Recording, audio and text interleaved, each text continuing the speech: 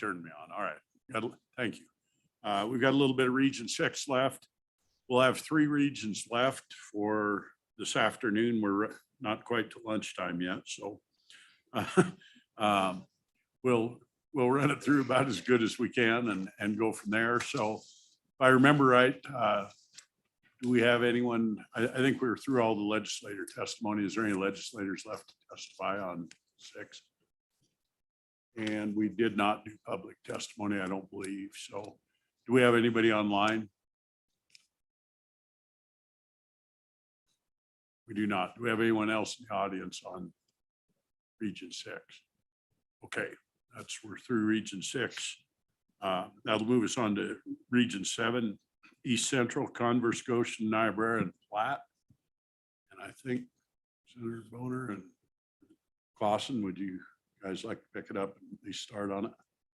Yeah, sure, Mr. Chairman. We'll go ahead and get started, and certainly appreciate all the work that has gone into this. Representative Duncan in particular has been very diligent in holding community meetings in Goan County and has worked very hard to get the pulse of her community. So I just want to recognize that effort. And certainly, we had our committee meeting in Douglas not too long ago regarding redistricting, and we've been doing our best to get input from the everybody affected, including the clerks. And it's definitely a work in progress, but we have this map to submit to the committee that complies with our understanding of the way we fit within the east side of the state, as well as complies with the general concept of what we've been calling the status quo, where we have the 4 counties in the area that everybody kind of compromises a little bit, everybody gets a little bit. And I think we have a good consensus that we can start from. Obviously, this is a pretty rough map that's going to require some fine tuning. It's certainly just a starting point, not the ending point, and partially recognizing we're at an uncertainty that hopefully will be resolved today or tomorrow regarding, once again, how we fit within the rest of the state. So as a reminder, the status quo option was to have, I said, everybody gives a little bit, everybody gets a little bit. We kept Platte County whole. They still need roughly between 500 and 1,000 people. We maintain that relationship with Converse County. One of the significant changes there is that we kept that House District 4 primarily in Platte County outside the city limits of Douglas, or near as I can tell, that's what we did. The idea being that Converse County is still being split 3 ways. At least we can keep the city of Douglas from being split 3 ways. So that's an improvement for Converse County. And like I said, we try to stick to well-known boundaries within the city of Douglas, city boundaries, or actually I think the railroad tracks going through town play a significant role in where that line is drawn between Representative Clausen's House District 6 and the sort of pinkish purple color there, and was currently House District 2 in the green there. So that's the way the city of Douglas is split up. Converse County is split 3 ways. In exchange, the idea was that we have a fair shot at, at some point in the future, at that other House District 2, or have a as even as possible, voice. That was the idea in that Greenhouse District that spans Converse, Niobrara, and Goshen counties, that we could do our best, recognizing it's not going to be perfect, but do our best to have as even split as possible between those 3 counties to ensure some of that, what we found to be useful in being split up as on a routine basis, which is that you give those legislators an incentive to want to balance the interests of that community with everybody else, and there's a healthy give and take there, which is possible. And in my experience, I think it's representing Platte and Converse County. There's it makes you consider things from a different perspective as a legislator, when sometimes your communities are in conflict with one another, frankly. And so we try to encompass that idea there with House District 2, and then going down into Goshen County, and certainly Representative Duncan can probably fill a lot more detail. The idea is that we have a district that is primarily the municipalities. You'll see that bluish district there that goes along US 26, encompasses, actually we're able to get in Torrington, Wingle, and Fort Laramy all within that district, and still have quite a bit to spare. They're going down to to the south end towards Laramy County. So that's the idea. In general, like I said, we got a good consensus, recognizing there still needs to be some work done to address concerns about splitting special districts, splitting precincts, that sort of thing, to make the elections easier to administer. But I'm confident that we can continue to hash that out if we have some good feedback from the committee as to whether we're going to remain within our region or if we have to work with a different region to make sure everything works statewide. So that's the high level summary. Like I said, looking forward to working with our neighbors, seeing how we're going to interact with them. And once we get that direction, we're going to really dig into getting these lines solidified. Questions for Senator Boner? Go ahead and put them on, please. Representative Duncan. Is that who had her hand up? Yeah, thank you, Mr. Chairman. Still muted. No, can you hear me? You're still muted. I'm unmuted. Can you hear Very me? good. Yeah, we can hear you. Okay. So you I appreciate the words from Senator Boner. Yes, I had, I believe it was 5 different community meetings. And the largest meeting and the one I was most concerned with was down in the LaGrange area. And we ended up having 40 plus people show up. And out of that meeting and all the others, the biggest concern is to keep our rural areas represented rurally. And then the incorporated areas, which is Fort Laramie, Lingle, Torrington, and as much as possible, Yoder and Huntley together. And so that was the consensus. The difference between the 2 maps, this one and the one you're going to see later, they're very similar. The difference is from our clerk, the second choice map. The difference is there's still some work that needs to be done on the outskirts of Torrington and along Highway 26. What we did was our goal is to eliminate that strip along the state line and to eliminate the multiple like jigsaw puzzle piece inside the proper Torrington proper. So in our area, it's difficult because we have the 601 population of the prison who has absolutely no voice or vote, but they count towards numbers. So with everything having to be contiguous, that historically has gone north to House District 2. That stays there in this one. And or I'm sorry, this last map, it came up from this little strip you see right here, came up from Laramy County to grab that. What we did is we actually put the prison up into House District 2. So that helps the Niobrara numbers. The other map that we have a link to, all that does is it just shifts the population straight across diagonally across I-25 or Highway 26 and south stays in Goshen. So essentially they're somewhat similar. The difference is that there just needs to be some more cleanup around the Torrington proper, because some of the problems with the current map is there's a lot of people who have complained and have been upset that, you know, the same complaints that everybody else has had all meetings so far is, well, how come you're not my representative? And that someone from Newcastle or Niobrara is representing someone right there on West C, right down inside Torrington. So we still have some of those issues with the other map, but whichever the committee chooses to do, we're workable. Just like Senator Boner says, we're flexible and we can work and correct within. But this was our favorite of that Senator Boner submitted, which is status quo. So not much more to report than what was already reported. It's just we're trying to clean up those 2 major areas of concern. And again, rural staying rural and municipality staying municipality. The people north of Goshen, they'd like to stay with Niobrara, but they're okay if a few of them told me they were okay if Platte came over, as long as it was a rural communities of interest. And same with LaGrange in Hawk Springs South. They wanted to make sure that they were in a community of interest and that they had the rural representation. So that's kind of what the consensus was with that. So that's all I have to contribute. Questions? Duncan? Questions? Thank you. Senator Steinmetz, would you like to come up?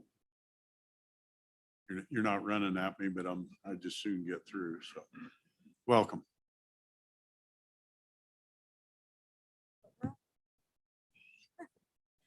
Thank you, Mr. Chairman. Well, again, I appreciate my good colleagues on the Corporations Committee. They've all worked very hard at our regional approach, and so have all of the county clerks in our area. And so I think all of us as legislators are on board with the regional approach, and I appreciate the time to testify on it.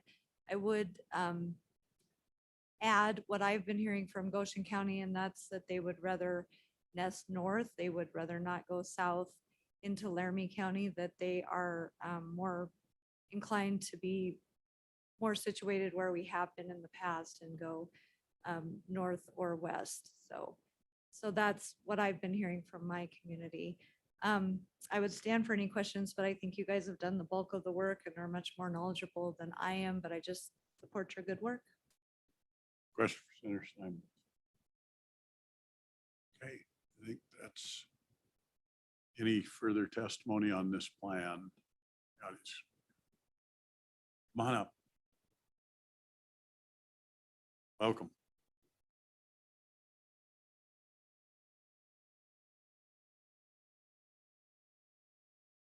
Candace Wardell, I'm with the Goshen County Clerk's Office.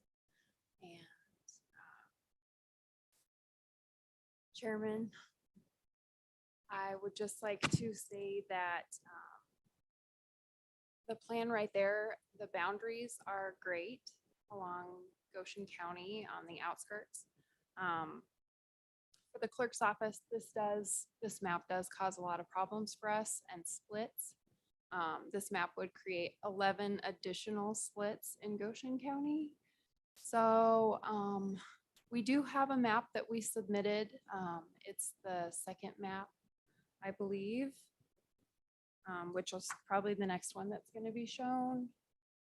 It just is a diagonal line across Goshen County, which is equal in population to the map you just saw.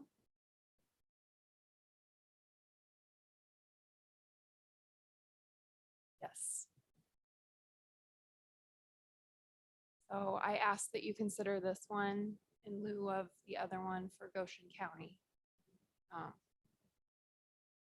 It just keeps the lines cleaner for the judges. It causes us a lot less splits, which We love you guys. So you probably get very. Any questions? Senator Scott. Microphone. Senator Scott. You ladies, by the way, I didn't mean you guys. Mr. Chairman, the confusion I've got,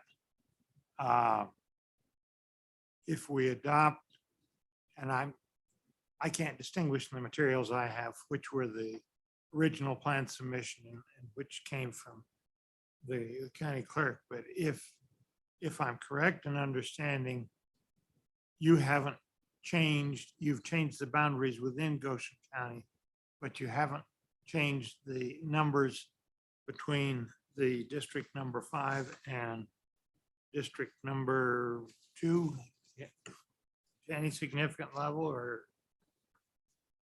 not at all? Is that right? compared to what we have now or compared to this map with the Compared other one? between the two maps? No, there's only about a population difference of, so this map in the lower half of Goshen County has 9847. And in the other map, it has 9892 for population. So it's not a significant difference. So Mr. Chairman, 9842 versus 9892, 9892 and 9847. 9847. So it's a difference, if I'm doing my math right, in the vicinity of 45 people more in your District 5 and 45 less in District 2. Mr. Chairman, Yes. that is of significance, that much population change. Because what it potentially enables us to do is absorb into the District 2 the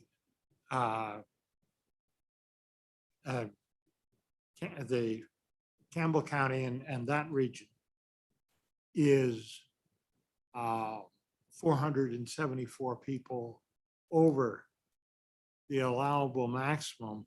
Right. And District number 2, as was drawn in the original plan, as I understand it, can't quite absorb that many. But in the revised one, it could, you go from 454 people to 496 that you could absorb. And that potentially could take care of that problem very nicely without having to disturb any other districts. So, Mr. Chairman, that may make the solution of the problem to the north where the population is too heavy, easier to do. Chairman, Comments? Go ahead. Senator Scott. So we do have a little bit of wiggle room there where we could pick up the 45 people in the southern half of the county. People into the southern half of the county is, as I understood the plan you're proposing. No, there's less people in the plan, in this, that plan has 45 more than the diagonal plan. Okay. Mr. Chairman, she's Continue confusing me. District number 5 has 45 people more or 45 people less? So are you referring to this as District 5? This map District 5 is Representative Duncan's. in the south? district, Okay, South of, correct. and with the county clerk's revisions, is that larger, the south half larger or small? Smaller by Okay. 45. If we wanted you to go We could pick up the 45. 5, could you pick up an additional 45? Yes. Okay, Mr. Chairman, that, I think in working with the county clerk's office, we could give enough room so that District 2 could accommodate what has to come out of the upper region. Senator Boner. Mr. Chairman, there's nothing magic about those lines in Commerce County either. So just so it doesn't all have to go into District 2, and even if it does, we can adjust in Commerce County and even it out. So I wouldn't get too focused on putting all, whatever additional folks we may take from Region 6 into District 2 and only District 2 with the assumption that we can't make adjustments. Mr. Chairman, Very thank you. Senator Scott. following up on that, District 6 now has all of Douglas in it. Is that right? No? Mr. Chairman, Douglas is split 2 ways between District 2 and District 6. Or this- So we could adjust split within Douglas Yes. if we needed to take a few people out of District 2 so that we could accommodate the population has to come out of the folks north of it. Very easy. Looks like we got some more. Are you finished? All right. Whoever wants to go next, looks like we're loading up at the table. We're ready to go with some professionals here. Mr. Chairman, thank you. My name is Malcolm Irvin. I'm the Platte County Clerk. I came up primarily to address Senator Scott's question about the distinguishing between the map that was presented by Senator Boner and by the 2 submissions that were made. The clerks in our region, 3 of the 4 are here. Candace represents the 4th in Goshen County. We submitted 3 options, and 2 of which you've seen here today. What you haven't seen them yet, actually. They're in your materials. submission 1 and submission 2, we know work from an election administration point of view, and both offer flexibility to our neighbors on any side. We did not have time to review this submission before today. And unfortunately, we cannot say that it works from an election administration point of view. We could get there. But what we do know is the 2 submissions that we made offer that flexibility, Senator Scott, Mr. Chairman. And we know that they work from an election administration point of view. That was really what I wanted to come up and just clarify that submission is those 2 are different from this one. Senator Scott. I cannot correlate the various submissions with the information I've got in front of me. And I'm not clear what you're talking about, the submission that was made today. Whose is that? What is it? Do we have it? Senator Boner. Yes, Mr. Chairman, it has my name on it. That's the one that the legislators put forward. Certainly appreciate the work of the clerks. And like I said, we're going to work with them moving forward, depending on what this committee decides as to how we're going to fall within the rest of the state. Excuse me. So the first submission from the clerks was assuming that we're going to take, by my count, roughly 2,000 people out of Region 6. So the reason why we didn't incorporate that into legislators' plans, because that was not the direction the committee gave us at our Douglas meeting.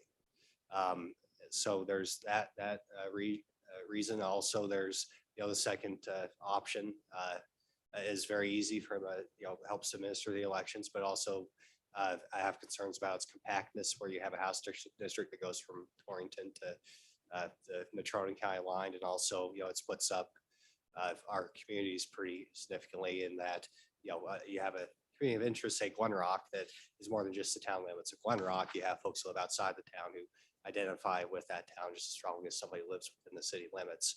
And they're thrown in with somebody from just outside the town of Torrington who has the same situation there. So yeah, I think they're all on the table, absolutely, depending on, once again, what this committee decides. And they're all options. We recognize that we're very much in the middle of a lot of or 2 overpopulated areas, so we have to submit multiple options to retain flexibility and be able to be good contributors to this process moving forward. So sorry, I should have explained that in my explanation. So we have a far from perfect legislator submitted plan based off of the constraints that we currently are dealing with. And like I said, we will continue to work with the clerks to make sure we clean up any election administration issues and that are a result of that submission. Mr. Chairman. Thank you, Senator Scott. Mr. Chairman, the regional plan that the committee adopted up in Sheridan did note that the Campbell Crook Weston district was going to have to give up a bare minimum of 474 people to your region in order to stay within the plus or minus 5%. And I think as a practical matter, you need a little wiggle room to accommodate all the census blocks as you district within a region. So you're probably talking 500, 510, something like that, 520. What I'm hearing from you and the clerks is that you all can work together adjusting the boundaries within the Douglas and the Torrington urban areas in a way that the clerks can administer, and we can get a plan that can accommodate that degree coming over the border from Campbell County or Campbell and Weston, some combination. Senator Boner. Yeah, is Mr. that Chairman, true? just a reminder to that part of my recollection, we voted at the Douglas meeting that we weren't going to cross over into, we were not going to do that. And that was specifically a question that we had. And then I specifically remembered that was the direction. Like I said, we can change it once again, just in noting the fluidity of how fluid the situation is, that we'll adjust as needed, which is why there's currently certainly some issues with the split ballots and everything like that. Like I said, we're we're ready to work with people with the other regions in the state once if we have some resolution here this week. Thank you, Senator Bonner. I'm going to acknowledge there's some people in the room, but we're going to finish up the clerks before we go to the online unless, Shelley, start waving your hand hard if you got something you need to jump in on. Well, let's let Representative Duncan in then and we'll. Thank you, Mr. Chairman. Can you hear me? Yep. Okay. So my question is back to the clerks. And in this diagonal plan, I don't think there's really a major issue.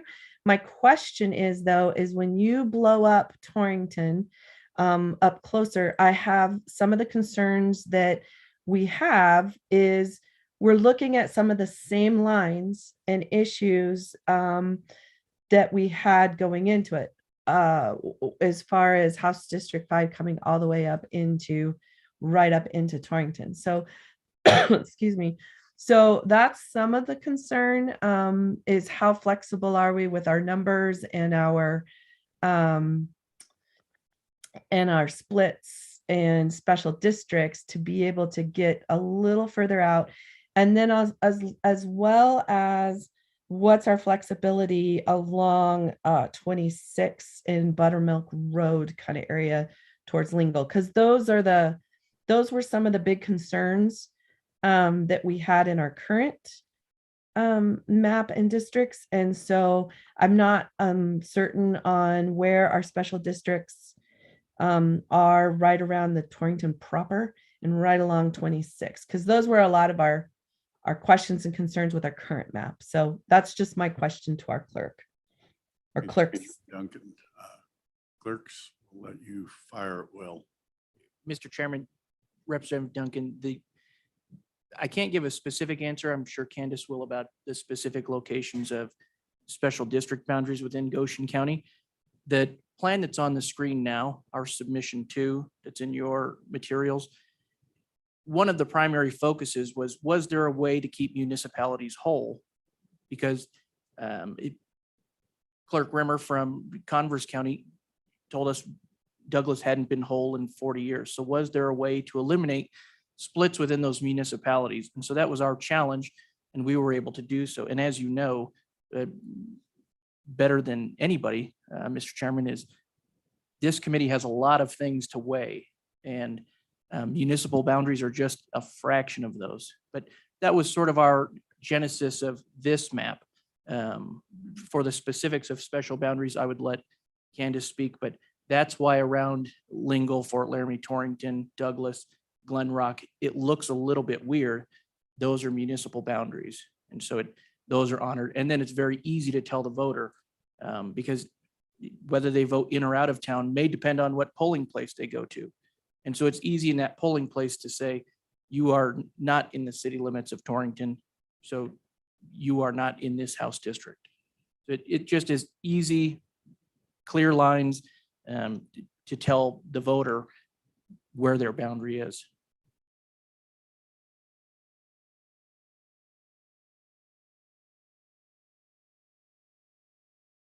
Mr. Chair. Sorry, I have to keep pushing the button. Just press it once. Oh, there we go. Okay. Operator error, excuse me. Mr. Chairman, thank you. And I just had a couple of comments. First of all, I did want to state that we do appreciate, and I don't have any, I've said this before, frame of reference, this is my first experience with this. But having said that, we very much appreciate being a part of this process. And so the plans that we submitted, when we moved forward with them, it was with the understanding that we needed to give you a couple of options. One of those, which, and I apologize, Senator Bonner, but I did understand that we needed to submit something that did pull in part of Campbell County and address that issue, simply with the idea of giving you that option to consider.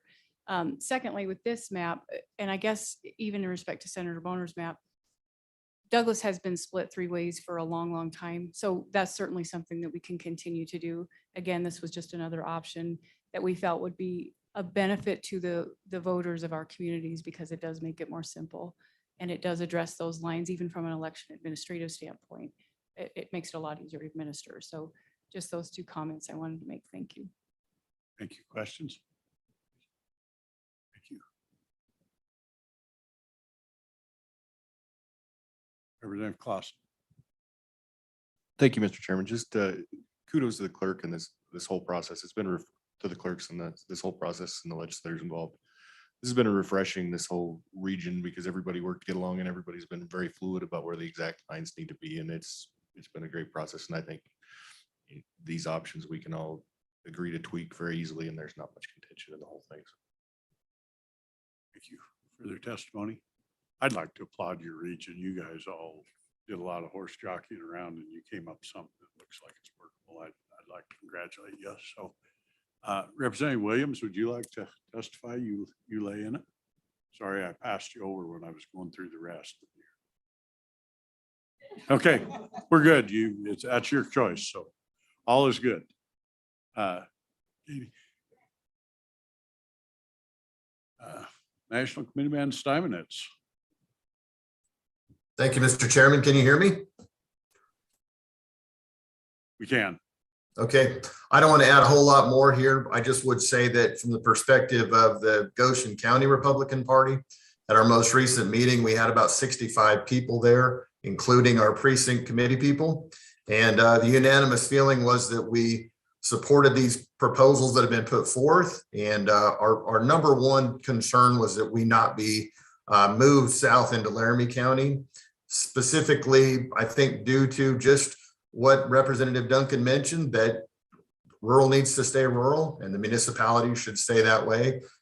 There is a big difference between Laramy County rural folks and Goan County rural folks. And I just believe that they would prefer to be nested together. So I appreciate all the work you guys have done. I know this has got to be a tremendously difficult task. So I just wanted to share our support. Thank you. Thank you. Question for, go ahead. Thank you, Mr. Chairman, members of the committee. I will. I'm Becky Freeman. I'm the Niobrara County Clerk. I have a couple of questions I would like clarification on. Perhaps I'm misunderstanding. So when you talk about not crossing over to regions, doesn't Region 6 do that by going into Niobrara and parts of Goshen with Weston? I'll answer that. Thank you. We know we're going to have to go over regions. You know, we hit these little pieces and there's the regional plan, the Scott plan, as they call it. We knew when we did it that almost all of them have some little tags that go back and forth, and there's no way to avoid it. It's what we have everywhere right now. We're just trying to get away from the big ones. Thank you, Mr. Chairman. So then I would like to comment on our Plan 2, which I am not sure is on the board now, but that keeps the population between Goshen, Niobrara, and Converse similar.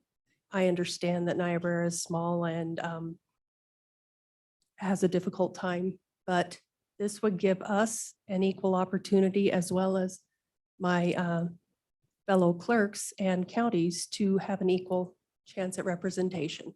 So obviously, I understand the difficulty with splits for these clerks. So we want what's best for our constituents, for our counties, and the best for election administration. Thank you. Point well taken. Any questions for Ms. Freeman? Senator Scott. Same question I had earlier on the Senate district up in the northeast corner. Am I right in thinking that District 2 politically, you would have 3 counties in it and any combination of any 2 would get you a majority? So that really everybody has some equal chance of getting the representative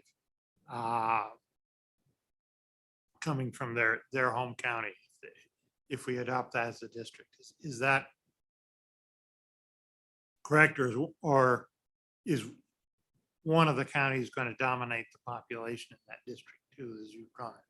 Freeman. Thank you, Mr. Chairman, Senator Scott. If we're talking about Region 7 Plan 2, this for House representation, at least, my understanding is the numbers are closer if we take part of Campbell County, which was discussed.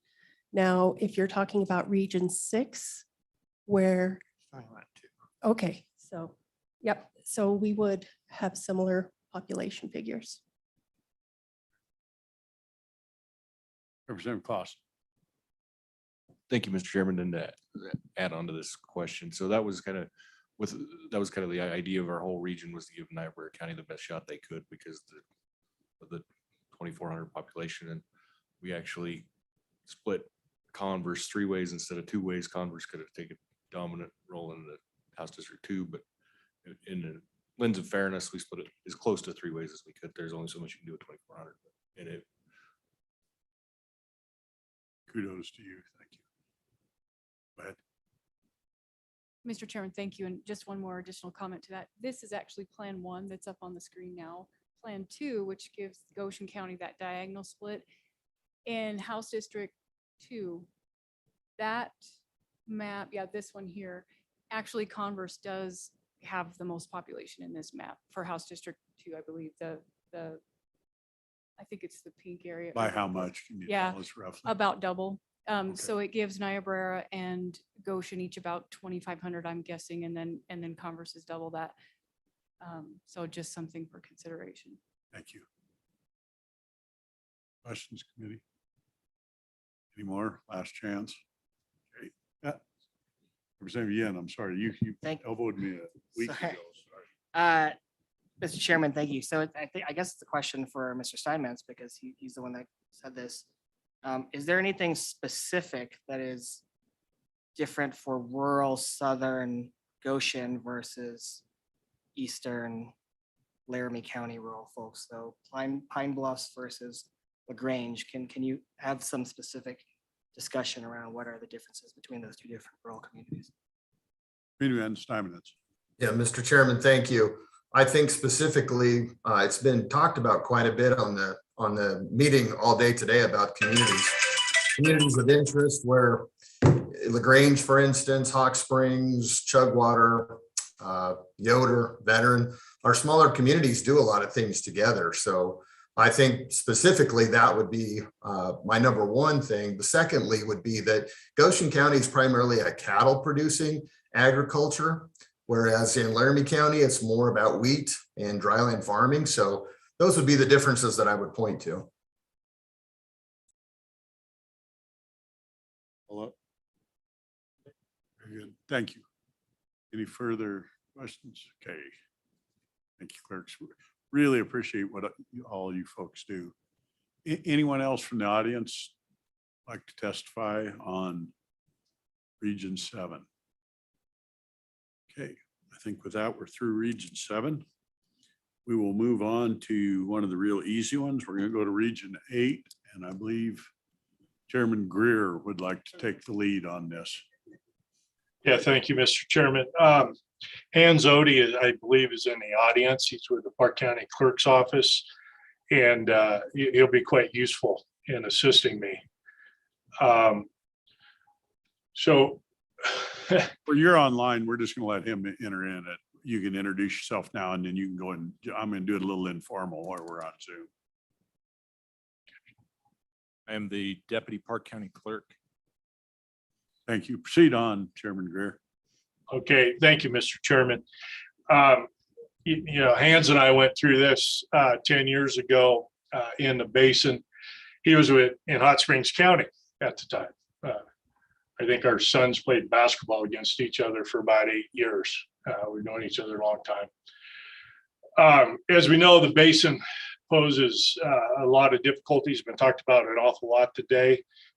We have a geographic boundary. You know, I don't want to say it's unique because Wyoming are river valleys and high plains, but we really are surrounded by mountains with a small slit down through the canyon. When we first approached this, the legislators met with the clerks, sort of an informal meeting.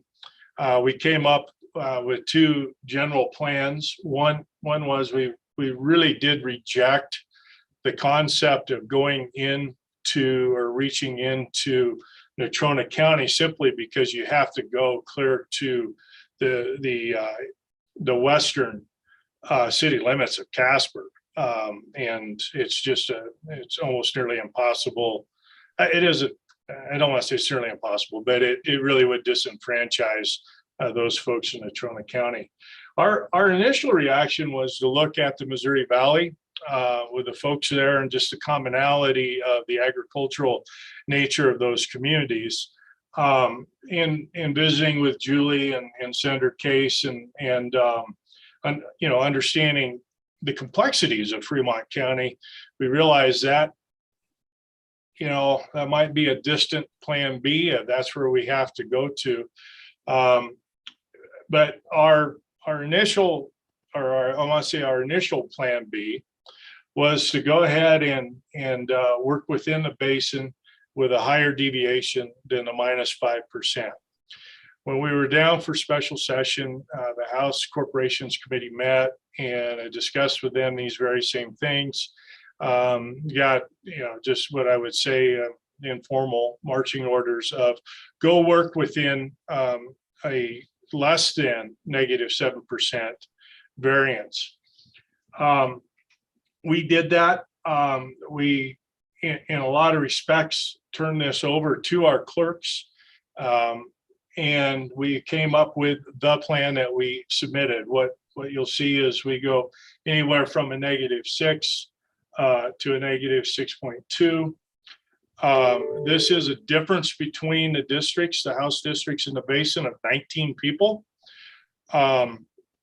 We hear a lot of discussion about keeping counties whole and how we deal with, all these issues that we all fully understand.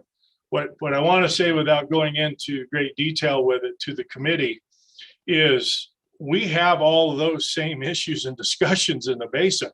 The Powell Panthers and the Cody Bronx are as big a rivals to Warland and Hot Springs County High School as anybody. I mean, we have generations of rivalries here. And the map that or the districts that we put together,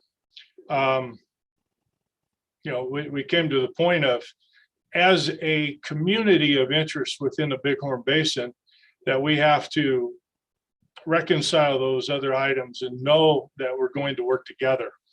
We had this discussion of multi-member districts, and 10 years ago when we did this, I think maybe a sophomore, and we had a strong contingent of elder legislators, and our commitment back then was, Bighorn Basin as a community, and we held strong to that. So that is what we're presenting to this committee, knowing that we're outside of this 5% number, knowing that we have, as a group, compromised, and again, worked with our clerks to the extent possible. But no matter what we do, Bighorn County is a mess. I don't know how many different ballots they have to hand out, but it's a lot. Park County deals with some of the same things. And so we appreciate Fremont County's understanding. And, we do have the 10-year history with Lysite and Shoshone, or Shoshone, as Senator Geis would call it, being considered a part of the basin. I understand from Senator Cooper and Representative Winters that they have been satisfied with their representation. And so I think with that, what I'll do is sit back and wait for questions, because, and then Mr. Odie can help out with this, but, in terms of if we were to start to peel a House district out, what that means, and what that means to the Senate district in which that might be nested, and the tremendous difficulties associated with it. So I think I'll be that brief and then answer questions. Thank you, Chairman Greer. Mr. Odie, would you like to add a little bit onto it? Then we'll go into questions. Mr. Chairman, no, I think I'd wait for stand for questions as well. Very good. Committee questions. Senator Scott. Chairman, and it's a relatively minor one. Mr. Chairman, we did hear an appeal from somebody lived in Yellowstone National Park that the park be in all one district. And we could put all the park into House District 24, which is basically a Cody district. It is slightly less, as I remember the figures, than 100 people. My question for Representative Greer and Mr. Odie, does that give anybody heartburn if we do that? It would put 24 down from being minus 6.06 to minus probably about 5.06, something like that. Thank you, Senator Scott. That's correct. There's 79 people in that lower portion from Old Faithful down to the Teton County line. And I actually looked at taking that into House District 24 as I was working through the maps. And yes, it does make about a 0.5 percentage point. You can figure that about every 10 people is 0.1%. And so, yeah, it would bring that 24 down, yeah, about 5.5%-ish, somewhere in that neighborhood. It's difficult. We wouldn't be able to spread those 79 across the basin as easily, just because, you know, as you understand, Mr. Scott or Senator Scott, the perplexity with the census blocks and the great enormous expanses that we have in the Bighorn Basin with no people in it, or one or two, and things like that. Mr. Chairman, my thinking is that the simple thing is just put it 24 and not try to spread it across the basin. And if you, Mr. Chairman, if you go further down into Teton County, then you get people that had reasonable access to their legislators, an impossible problem, or not impossible, but a very difficult problem of the distances traveled. The people in Yellowstone National Park, no matter what we do, they want to see their legislator face to face. They got to drive through Montana and go a long way in the wintertime because the feds close the roads, right, for good reason. So I think you could take all of Yellowstone Park and put it into Park County. I would be strongly opposed to going further into the Teton County district. Mr. Chairman, Senator Scott, I did look at taking in Teton County or Teton Park, and it added another 300 people or so in Teton Park. But to get enough, we'd have had to go over to Alta, and I think you'd have a strong opposition from Teton County if we tried to take in Alta, and they're probably not going to be happy about us taking in Teton Park either. And just for your information, we go to Yellowstone every spring. We go to Mammoth and we do a voter registration drive up there, and we try and get the Xanterra folks and the YMP employees and things like that that are new. And then we also send everybody that's on our voter registration list absentee requests, because we do not have a polling location in the park. All of our park folks vote absentee. They would actually have to come to the Wapiti school if they wanted to vote in person at their polling location on election day. So they would go through Livingston, through Columbus, to Cody, and then out towards the park again to get into their district, into their present polling location. Thank you. Further questions? The questions committee. Chairman Greer, final comments before we move on? No, Mr. Chairman, I appreciate the indulgence, and just hope everybody also appreciates we deal with the same issues. We have just worked hard here to work as a community as a whole in this region. So thank you. Mr. Chairman. Senator Case. Thank you, Mr. Chairman. What is the next plan if the committee doesn't authorize exceeding 5%? Back to Fremont County, maybe sub-splitting Missouri? over the top into Sheridan County? What is the other plan? So, Mr. Chairman, if I knew I was going to serve as long as Senator Scott, and as long as we can have a road connect districts, I would go ahead and pick up from Spotted Horse to Clermont, in my district, where I know everybody personally.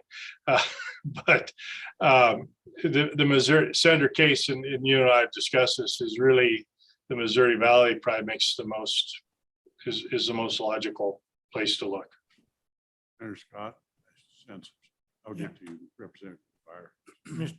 Mr. Chairman, I think if we are forced and we put in, I think we probably ought to put in a backup plan in case the court tells us we can't isolate the districts the way that the plan is shown here.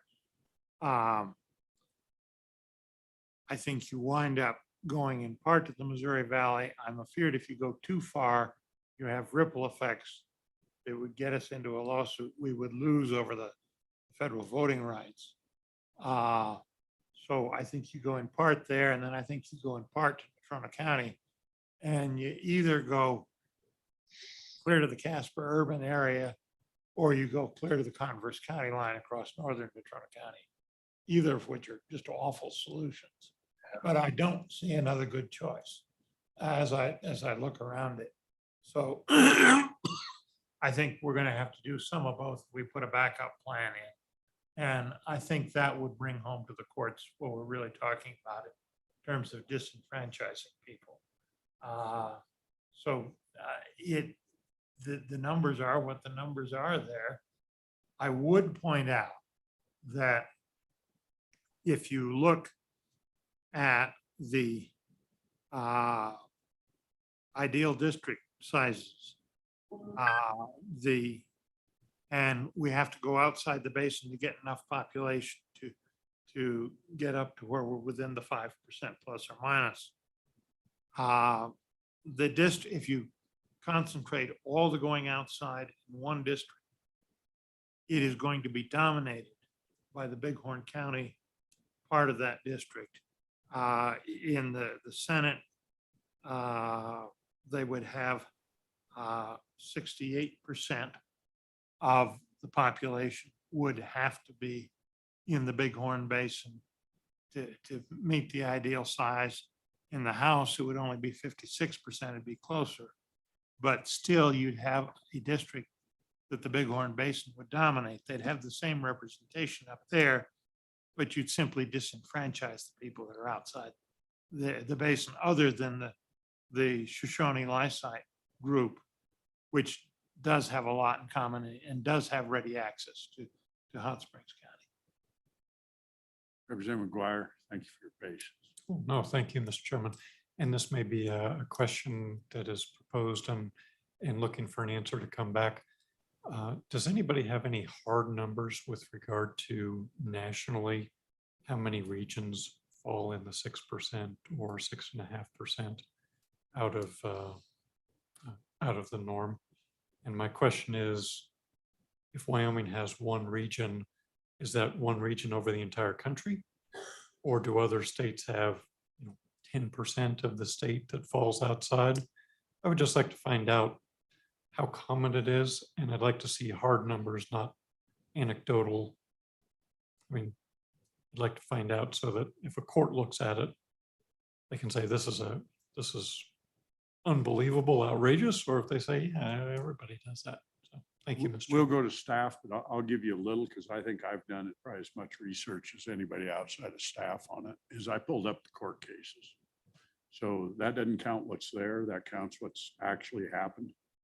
And out of 50-some court cases since the last 10 years, there's only a handful that have to do with actual number deviations. Most of them have to do with actual gerrymandering. It's what we deal with the reservation. It's what we deal with.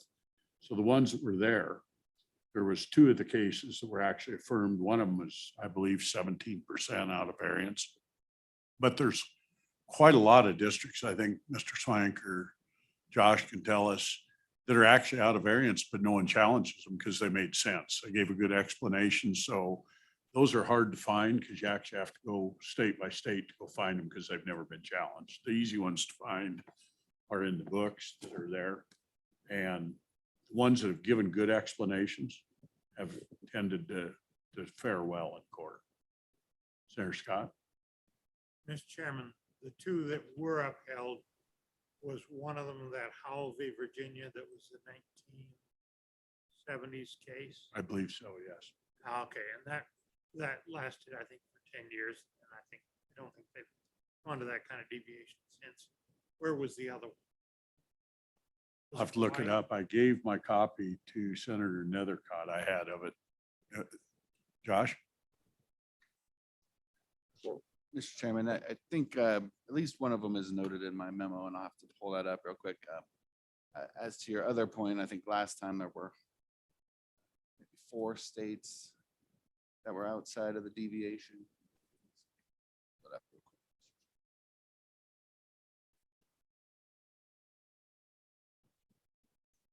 Hawaii, Ohio, and Vermont. So three states that weren't challenged, that were outside of deviation. And then one state that was, and I believe was overturned, Kentucky, was at 11% deviation and had their plan overturned. And it's just in the last cycle, Mr. Chairman.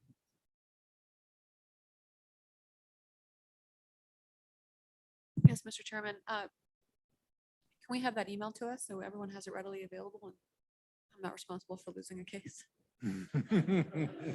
Thanks. Representative Yen. Thank you, Mr. Chairman. So something that the committee and the public may also consider is that, keeping a -6% from ideal or 6.5 or 6.2 or whatever it is in the basin plan could still be within a 10% range if we keep the rest of the state at around 4% or a little less than 4% maximum.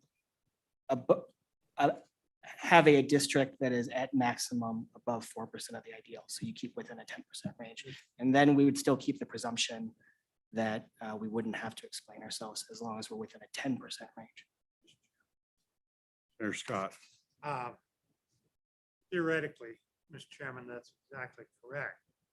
But in practice, we have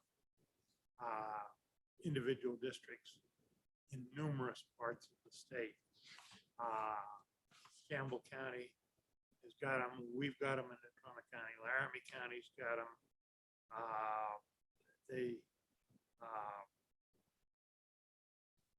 You have quite a number that are right up against the 5% plus, 4.9, 4.8, that sort of thing. So I think you can't rely on that.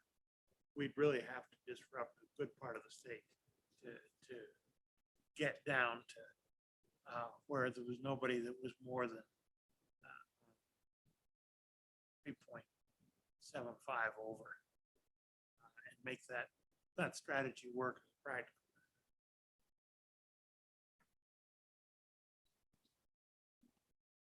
Okay, yeah, and I pulled one more case up here. Gaffney versus Cummings is 73, 1.81 to 7.83 was held up. There's also, by the way, there's numbers of cases that are within the 10% deviation that have been challenged and lost.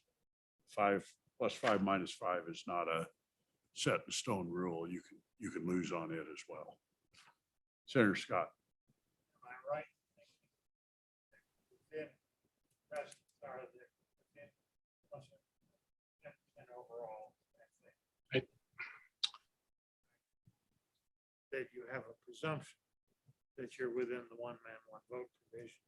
Correct. They can still prove that you were systematically discriminating against somebody, get you, Correct. but they don't do it very often. Correct. In most of the cases that it gets struck down because they don't give it an explanation. They just go out of deviation and leave it, which is what Wyoming did in their case. Is if you really don't give a good explanation, you're going to be struck down. You have to give a good Mr. explanation. Chairman, Senator Scott. in the 3 cases or the 2 cases that we lost, we weren't out by little, we were out by a lot. I read your testimony. Niobrara County and Natrona County don't match very well. So Mr. Odie, did you have some comments? No, Mr. Chairman, not. Committee, further thoughts? Thank you.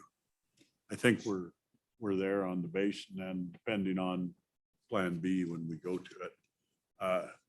If we come up with some of these other cases, Josh or Michael, can you email those out to the committee? Because there's not lots of them. I spent a lot of time researching through it when I was doing it. So that'll move us on to Region 9, Carbonate Sweetwater. Well, I guess audience, I didn't ask anybody in the audience if they wanted to come. Do we have anybody in the audience? Thank you. Good job, Chairman Greer. Region 9 is Carbonate Sweetwater, and I'm not sure who's around to present it.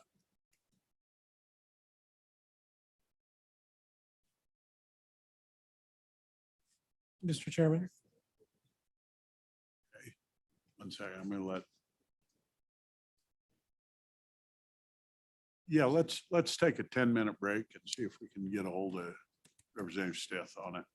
Because I believe it also draws in Region 10 to some degree, so. What do we got?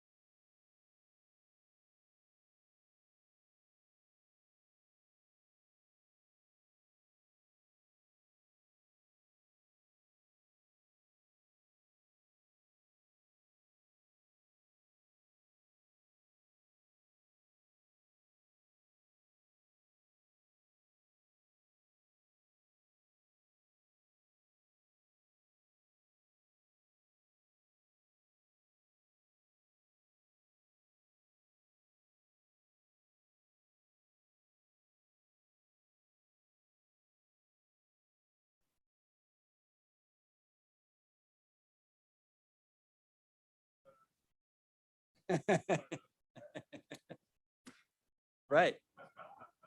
Eliminate House 48. Right.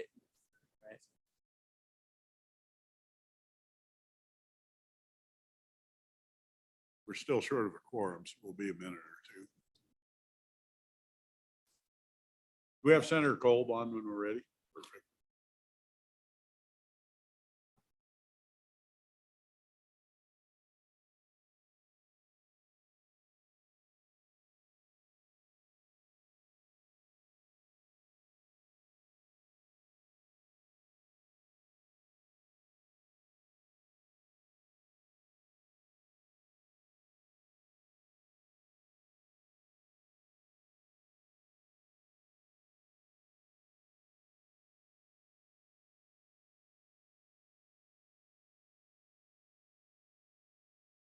There's Senator Boner. We'll go ahead and start.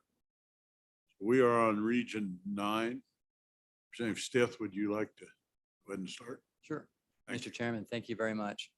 So on November 5th, we submitted. Identify, please. My name is Clark Stith, representing House District 48 in Rock Springs.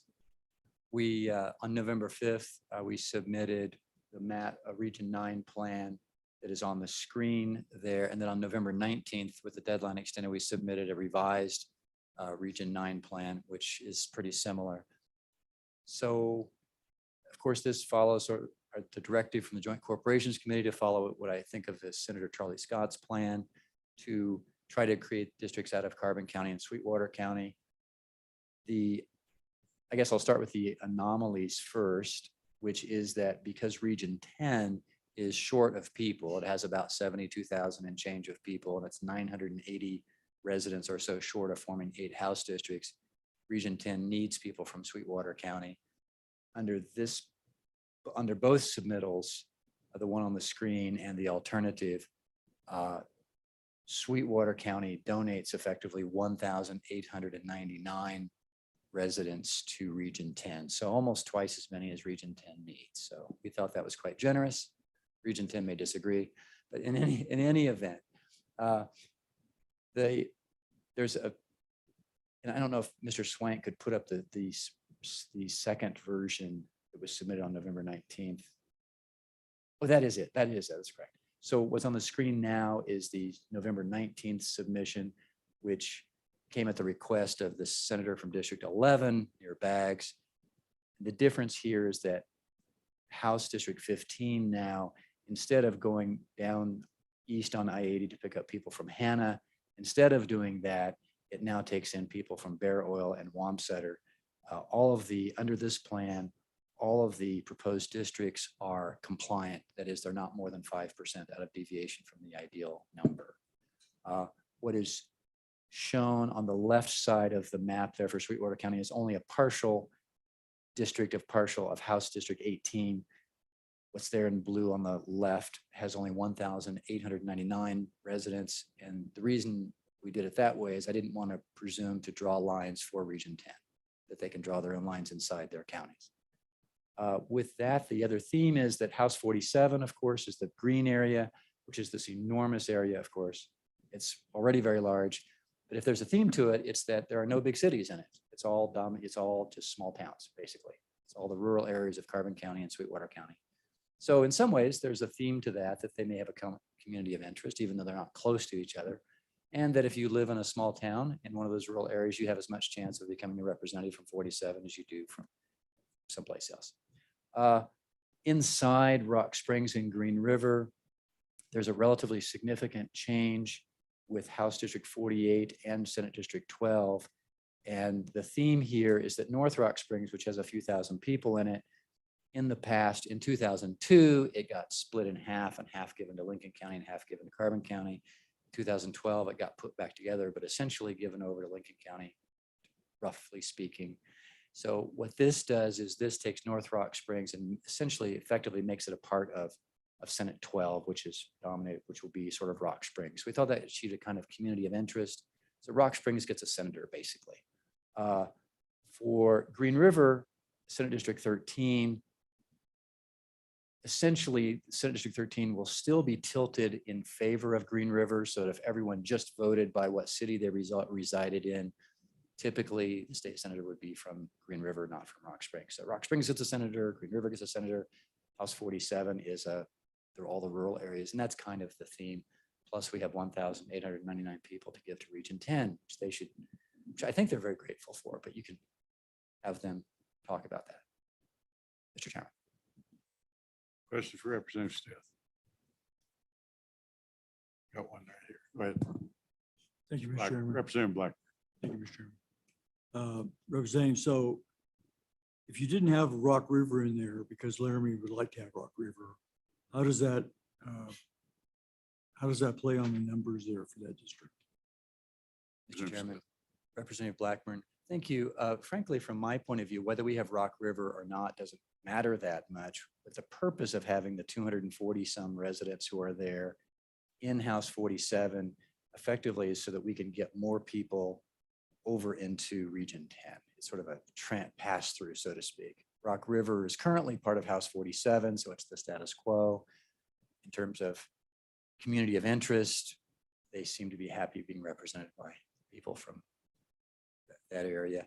But I don't have a strong opinion. If this committee were to decide, no, we're going to honor the county line, from my point of view, that's fine. It doesn't really bother me. You'd have to find 242 people effectively to put into House 47, which you could accomplish either by going over to the way left corner and putting in McKinnon. That'd be a little odd. There's about 80 or 90 people there. You could grab another 100 people in Granger and put them in House 47 just to get your numbers. If you wanted to trade out Rock River for some other residents, that could work. We did have a request from the delegation from Carbon County to try to not have House 47 go into Rock Springs, just because that tends to be distortionary for a number of reasons. And that person, they didn't want to have to necessarily deal with the city council of Rock Springs. They'd like them, of course, but. Thank you, Mr. Chairman. So I took pains to not have much of to try to keep Rock Springs, keep 47 out of Rock Springs, was kind of a theme there. Sounds like it'll Senator be Scott. Same question on, because we had put Yes, I talked to Rock River in the Albany County district. And it sounds to me like the answer is yes, you could accommodate that, say with deviation. Mr. Chairman, Senator Scott. Yes, you certainly could. What the difference would be that the sort of rump part of House 18 on the western edge there, right now there's 1,899 residents. They're effectively donated to Region 10. You'd be reducing that number to Region 10, which of course they could easily accommodate. Not that they want to, but they could. Representative Smith, further questions? Thank you. Thank you very much. We are on Region 9. We have anyone in the audience like to testify? Welcome.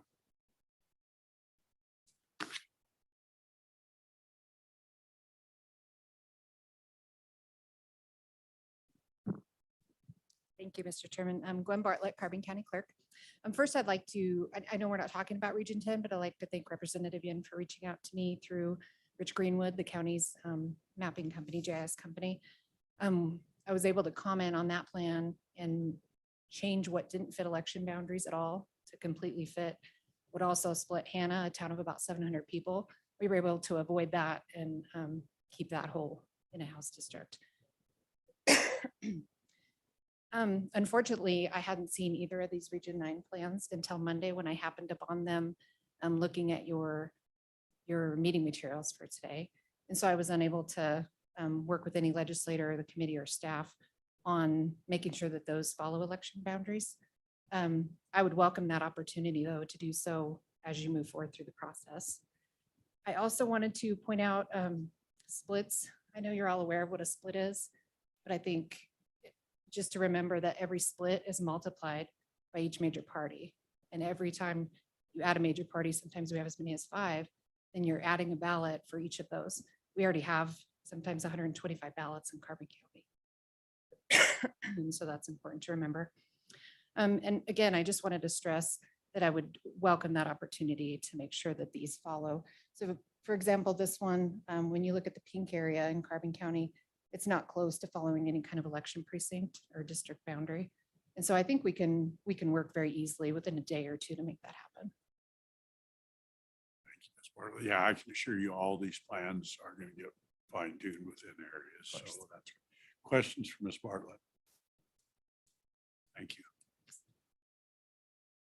Katie. Welcome, Mr. Cranty.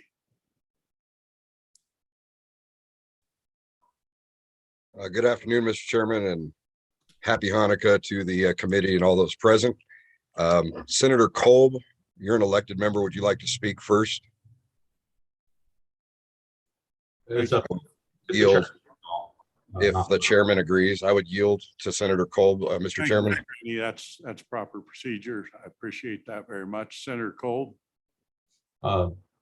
Thank you, Chairman Driscoll. Just a few quick bits of information. I had the opportunity to speak to Cindy Lane, our county clerk, and she didn't have an issue with the way the boundaries were drawn, at least in Sweetwater. It's obviously going to have some changes, but we're working with such tight numbers here. It's just, I think, mathematically the way it goes.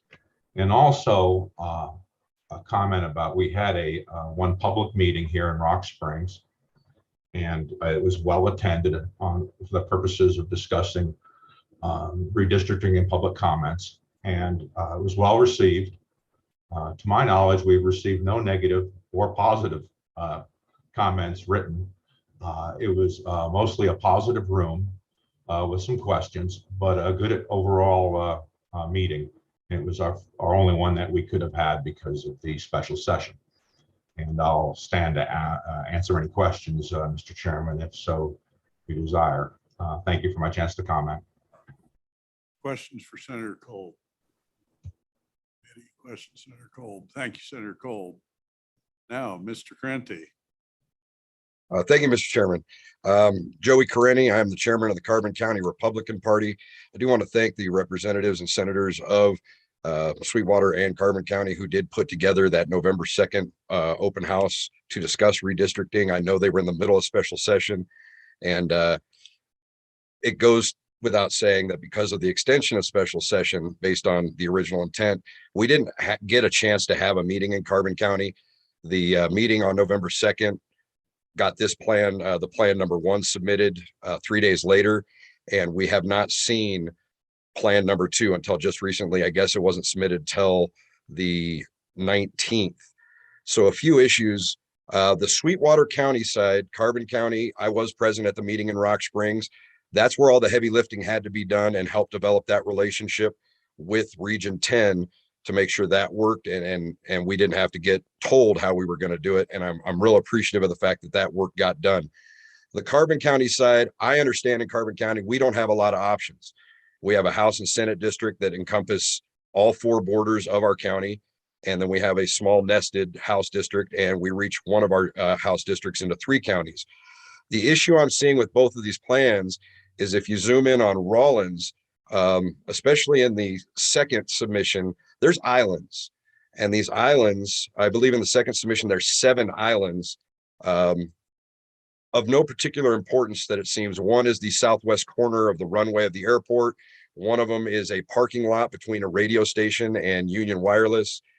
Forgive me if I'm not supposed to use business names. The only island of consequence in any of these plans is the one around the prison. And I was under the impression that we were attempting to be contiguous. So in order to get that prison population assigned to House District 47, you can see at the bottom of the little hook there coming in on the black line for the old district, that's where the prison is. We would have to kind of maintain that boundary to keep the prison contiguous with House District 47, which is population we would need whether or not we had Rock River.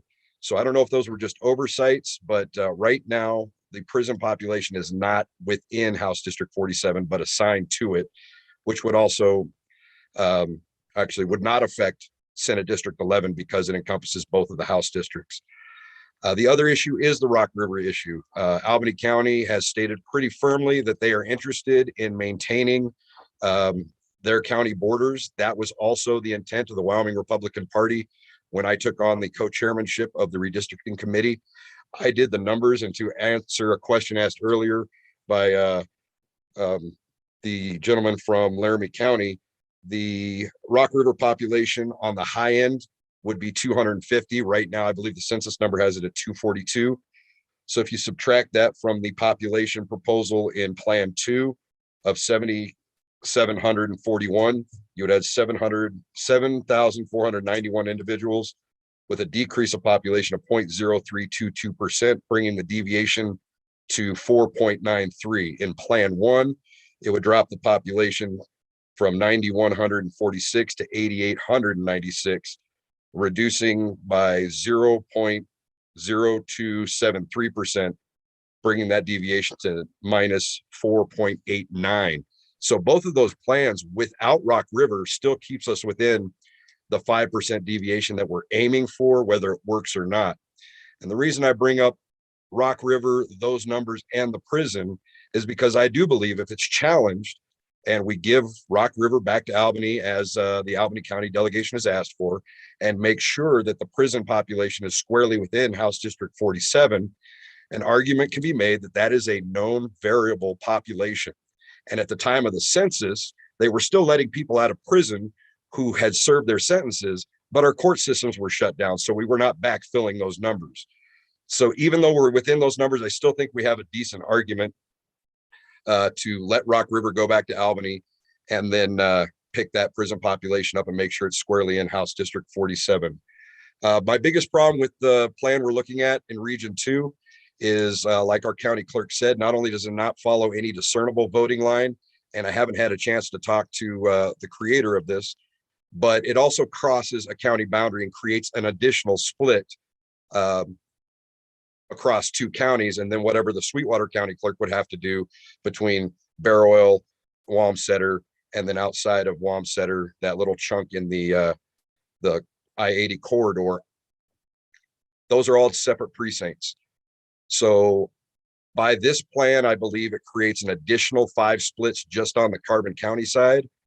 And if we go back to Plan 1, if we could, LSO, thank you. So reaching out to Hannah, as far as I'm concerned, it's better because it's all within the county. It does take a rural town like Hannah and put it into the Rollins district. They don't shop together. They don't go to school together. There are other concerns, but if you live in Hannah, you spend time in Rollins, you're familiar with it. You can run into your legislator there. The only issue I have with the boundaries is that it would be much easier to make this follow precinct lines, because in Carbon County, our precincts are pretty much anything outside of Rollins set on the GIS mapping blocks.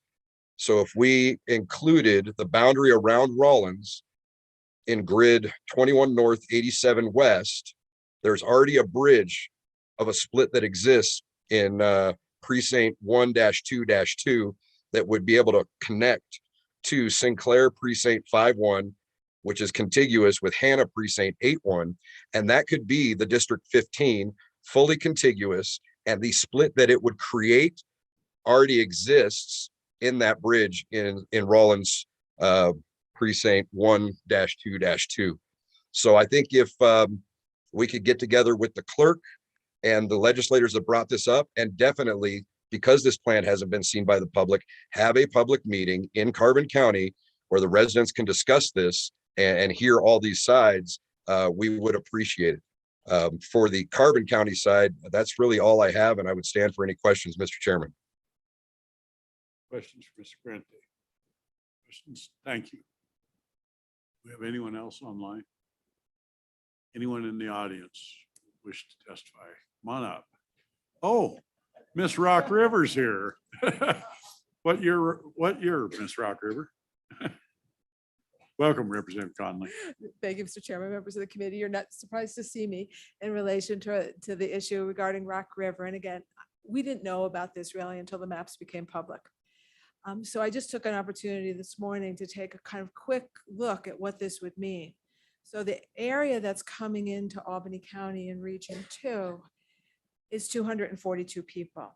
And so that comes wholly out of District 14. So the question is, can District 14 tolerate the loss of 242 people? And the answer is no. Right now, it's 350 people below the expected mean. If you add the 242 to it, you get to over 500, which gets to outside of the 5% deviation.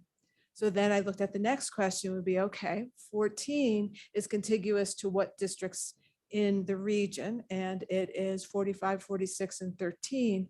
Can any of them tolerate 242 and a census block that's contiguous? The answer is no. So please understand that if you accept this Region 9 map, you've now come into Region 2, where every line would need to be redrawn because we can't tolerate that loss of people. And honestly, it would then kick us into Region 1 or Region 7 in order to capture that population. So this is the domino that you all know. And so I would ask you to keep Region 2. Question for Representative Conlon. Can we just give another scholarship at UW? I'll take that as well. Thank you. Okay, anyone else from the audience? Anyone else? That will conclude Region 9. Now we're on to Region 10. Representative Yen. Thank you, Mr. Chairman. Yeah, so I will be presenting Region 10. So Region 10 had a little bit of a disagreement with how much population was quote unquote given to us by Region 9 because we actually shrunk in area for the amount that House District 18, that district that's in purple, was originally in Sweetwater County. So you can see the original borders of Sweetwater County. It's the black line on the east of the purple line right there. So we still shrunk in land area. So we tried to make a compromise position because with the amount of population that the Region 9 plan had given us, it was basically impossible to keep our communities of interest. So if you go to the north on this map, we have the physical boundary, as we talked about before, of Yellowstone, as well as the Wind River Range separating us from Fremont County. And then to the west, you again have the border, the state border. So there are very little places that we can adjust populations to try to keep our communities of interest. So as a compromise, whether Region 9 considers it a compromise or not, we compromised on population a bit. The difference is though, to try to keep all 14 House districts and keep communities of interest, we did go outside of a -5% from the ideal population in 2 districts. So I believe it is House District 18 and House District 47 that are both out of deviation, just a little bit over 5%. And we also, so again, this used Region 9's option 1 as the base because we didn't have option 2 at that time. And we did have conversations with the clerk in Carbon County, as she mentioned before. And so we have a different map for that incorporates no precinct splits at all. The difference is instead of Hannah being in this district, it has Medicine Bow instead. And then the goal here is to try to keep the community of interest whole, even though it is still a little bit over deviation. And then we settled that as a compromise between our region as a whole. And I'll just quickly go through each of the districts. So we can focus on Teton County first and then go south. In Teton County, my House district is District 16 that I currently represent. It shrank a little bit because the town of Jackson has grown. So House District 23 took over some of that district in response. House District 22, which is the yellow that Representative Roscoe currently sits in, had to change as well, mostly because of House District 20. So Sublette County, their population shrank. However, what that meant was that you could keep their county whole. So House District 20 encompasses all of Sublette and then goes a little bit north into southern Teton County in this position to try to find community of interest that match in this map with Sublette County as much as possible. They required about 500 in population to make the minimum amount for this map. And so that's what's Southern Teton has worked out to try to make that whole while dealing with the complexities of moving population all over. So if we zoom out a little bit more, we see that House District 22 goes into Northern Lincoln. So instead of the population that it had in Northern Sublette, which was Bondurant Daniel, it goes a little further into Lincoln County. And then a lot of the growth in the region happened in Northern Lincoln County. So you have House District 21, which is currently Evan Simpson's district, and House District 22 shrank in basically geographic area. House District 21, one of the community of interest concerns was the separation between Northern Lincoln and right at the southern boundary of Smoot in Lincoln County. And this preserves the community of interest concerns that our region really had very directly. House District 18 is similar to what it currently is, which is portions of Uinta County, portions of Sweetwater, and southern Lincoln County. And then we adjusted the boundaries a little bit in Uinta County to try to help accommodate some of the concerns that they had in the last 10 years. I think one of the big ones was the Red Mountain area, which was in the north end of Evanston. So that's what we have in Region 10. You know, I think there is a position where the committee may have to make some decisions on how it chooses between, you know, Region 9's maps and Region 10's, or how it allocates representatives across the board. And while we tried to be as gracious as we could to reduce the amount of population that we currently have in Sweetwater County from our region, we couldn't do it as much as they had asked us to try to keep our community of interest. And I'll stand for any questions. Maybe just a quick emphasis on that point that Representative Yin just made. In the current House District 18, there are about 4,000 citizens in Sweetwater County.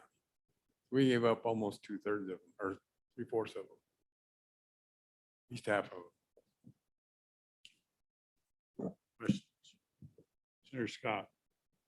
Mr. Chairman, as I read this, and I do get confused out here because the nature of the material I got.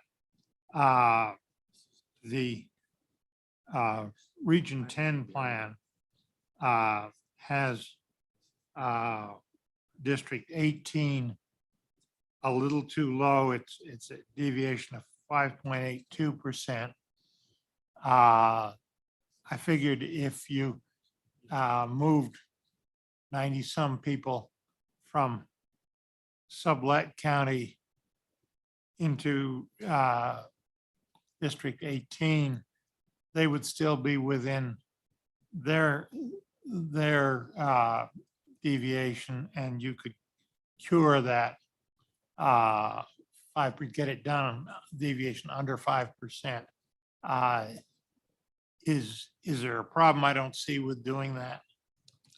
Mr. Chairman. Yeah, so I think Representative Summers may be able to fill in here, but the issue is, and we had considered this, is that to make that within deviation, you have to basically cut Sublette in half, because there's no population in the southern end of Sublette. And to have enough population to get it within deviation, you got to go clear up near into Pinedale.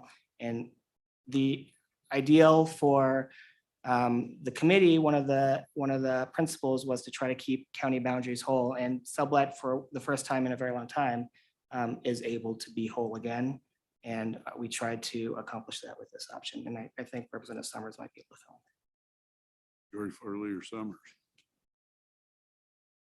Mr. Chairman, thank you. And so I think it's important to understand, if you look at the current 8th district and the geographic area that it occupies, it's almost at the ideal total. It's almost at the ideal population at an individual house district of about 95-55. And so when you created this regional map, you really tried to put a square peg in a round hole, and it doesn't work. And so the challenge is just like you said. So if you don't bring in Rock River to try to alleviate some of that population, and then you have to push. So understand that the two regions, Region 9 and Region 10, if you put all of their population together, the average house district is only 9,207.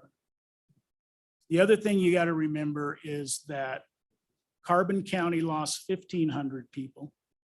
Sweetwater County lost 1,600 people. Sublette County lost 1,500 people. So you have over 4,600 people that you're now trying to balance by going to Alpine, where the increase in population was, because UNA might have lost a little, I think, but they didn't lose much. And so if you go into Sublette, and you can look at it on the map, you have to go right to the outskirts of Big Piney to get even 100 people. You know, you have to really go into the suburb around Big Piney to get it. And then you get into there, you know, there's a culture norm, right, in Sublette County between north and south. And so then if you want all of South County, which includes Big Piney, Marbleton voting districts, you're at 2,100. And then you're back to splitting that county again, like it was for about 2 or 3 decades, which isn't what this county wants. I can guarantee you that. And so I think the challenge you all have, right, is if you're going to allow one area out of deviation, can you allow another area out of deviation?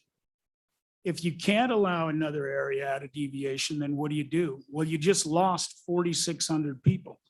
So your other option is, do you move a house district out of Region 9 and 10 and you move it to Laramy County? And then you have enough population in all of those areas to meet community of interest, but you do lose a house district and you shift Senate district. And so that's the challenge. Likewise, you can move 18 into northern Lincoln County, right? But then you start cutting it up the greater Afton area, right? The whole Smoot, Afton, and it's very much a community of interest. Really what happened in Wyoming here, and it's really easy to see, is rural Wyoming lost population. And what you might call urban Wyoming, that's very Wyoming term, right? City Wyoming actually gained some population. And this is the worst of it. You might think the Bighorn Basin is the worst of it, but this is probably the largest shift of population in the state, is this right here, this 3-county shift in population. And likewise, we're trying to solve that by reaching into Alpine to solve all of our problems. The only adjustment, if our geographical area would have been left alone, the only thing you would have had to alter was the district boundary between House District 20 and House District 22. If we would have been able to retain our same geographical area. But remember, if you leave Carbon and Sweetwater and even with Rock River, if you leave that, what that current geographical area is with 6 house districts, it's only at like, I think it's got an average house district of 8743. So our 8-district geographical area was fine. It's the Sweetwater Carbon 6 house district that's really lost the population. Questions for majority floor leaders? Representative Yen. Mr. Chairman, and I'll just point out one other thing. So if House District 18 had reached into Sublette instead, we would have a district that covers 4 different counties. I'm not sure we have that anywhere else in the state currently. And it would create, with the current senator, I think even with this map, if you keep the current Senate district, you have a senator that is in 1, 2, 3, 4, 5 counties going all the way up from Teton into Evanston, which is something. Seems logical. Further questions, majority floor leader Summers. Senator Scott. Representative Yin. So if you went, you still got the problem with 18. You can get the same, you can fix the problem by staying within Lincoln County and going into the Smoot area. It does give you, it does keep you within the county lines. It does give you that, you got to go through Idaho to get there, that Lincoln County has lived with since the beginning of time. Is that why wouldn't that work to get 18 in the necessary population? Mr. Chairman, I think Senator Dockstader has an answer for that. Thank you. I take you back 10 years ago. Thank you, good Senator Scott and Mr. Co-Chair Dan Welcome, Dockstader, President Senate District 16. We're focusing on community of interest. That's why we made a hard stop. That's why we made a hard stop at Smoot. We keep that whole community of interest, culture, everything together. It just much like we're taking Sublet and keeping it whole after 2 decades. We focus on keeping the communities of interest together this way, Senator Scott. Mr. President, I guess what community interest is Alta fit Excuse me? in? What community of interest is Alta fit in general? Yeah. Park County. I was just asking because it seems like they're kind of left, so enjoy your summers. Mr. Chairman, and so I had 2 community meetings in my county. And my county frankly would prefer to move south because our school district includes LaBarge. And so our community of interest is south, not north. I mean, we're willing to go that way. But if we do that, we don't want to lose our southern boundary. Because there is, you talk about an island, you think about the people at Hoback Junction, I'll work hard to be, or whoever's in my shoes will work hard to be their rep, but it's in a different community of interest completely. And that's why you have to look hard at how you want to solve this issue. Is it to take away a house district and then you can solve a whole bunch of problems?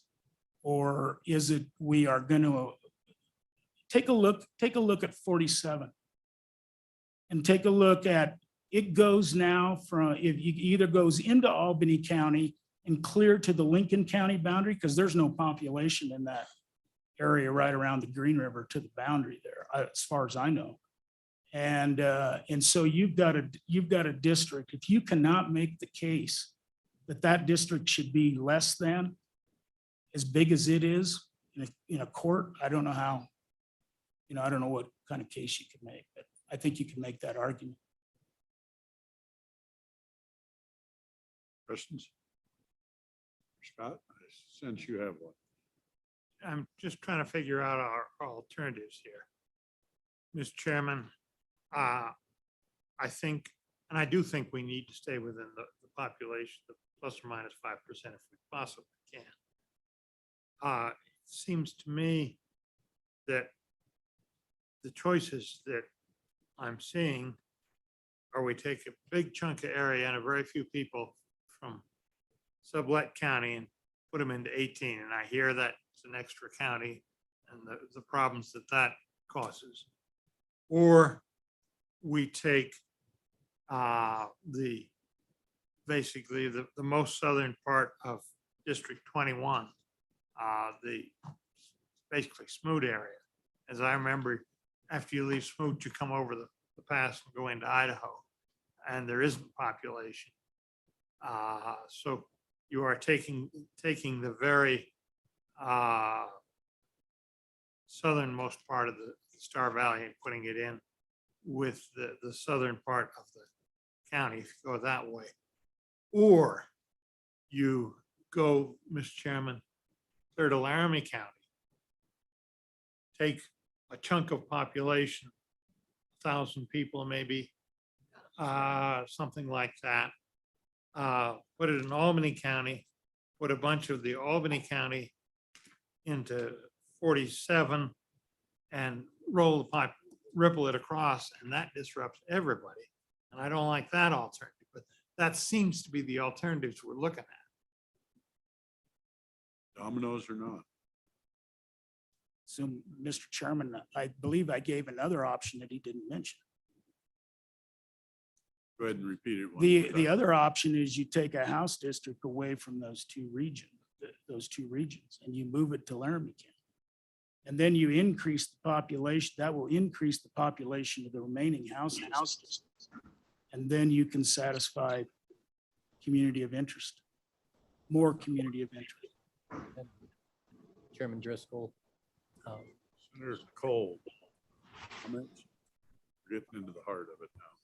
Then we'll get to you, Representative Roscoe. I'm not ignoring you. Thank you, Chairman Driscoll. To Representative Yen, how many folks are moving out of Region 9 then going over to Region 10? I didn't hear a total. I'll have a follow-up. Go ahead, Representative. Mr. Chairman, I did anticipate this question being asked, and I just did the calculations. It's 3,451. Well, and then the follow-up is, first, I didn't realize that we combined Regions 9 and 10. I missed that meeting. Then the next follow-up is, we hear, I heard the reasons for drawing in Smoot, or, and I got to say, I think we need a bit of reality check on this. Green River is a population center of a little over 12,000 folks, and 12,000. And honestly, I just assume, I haven't really zoomed in a map, but the folks have to be coming out of that area. And if they are, what about their community of interest? And then on top of this, I realize there's no easy solutions. Sweetwater County is the largest geographical county in the state of Wyoming, and I think 7th in the US. So obviously there's lots of challenges here with trying to make this work.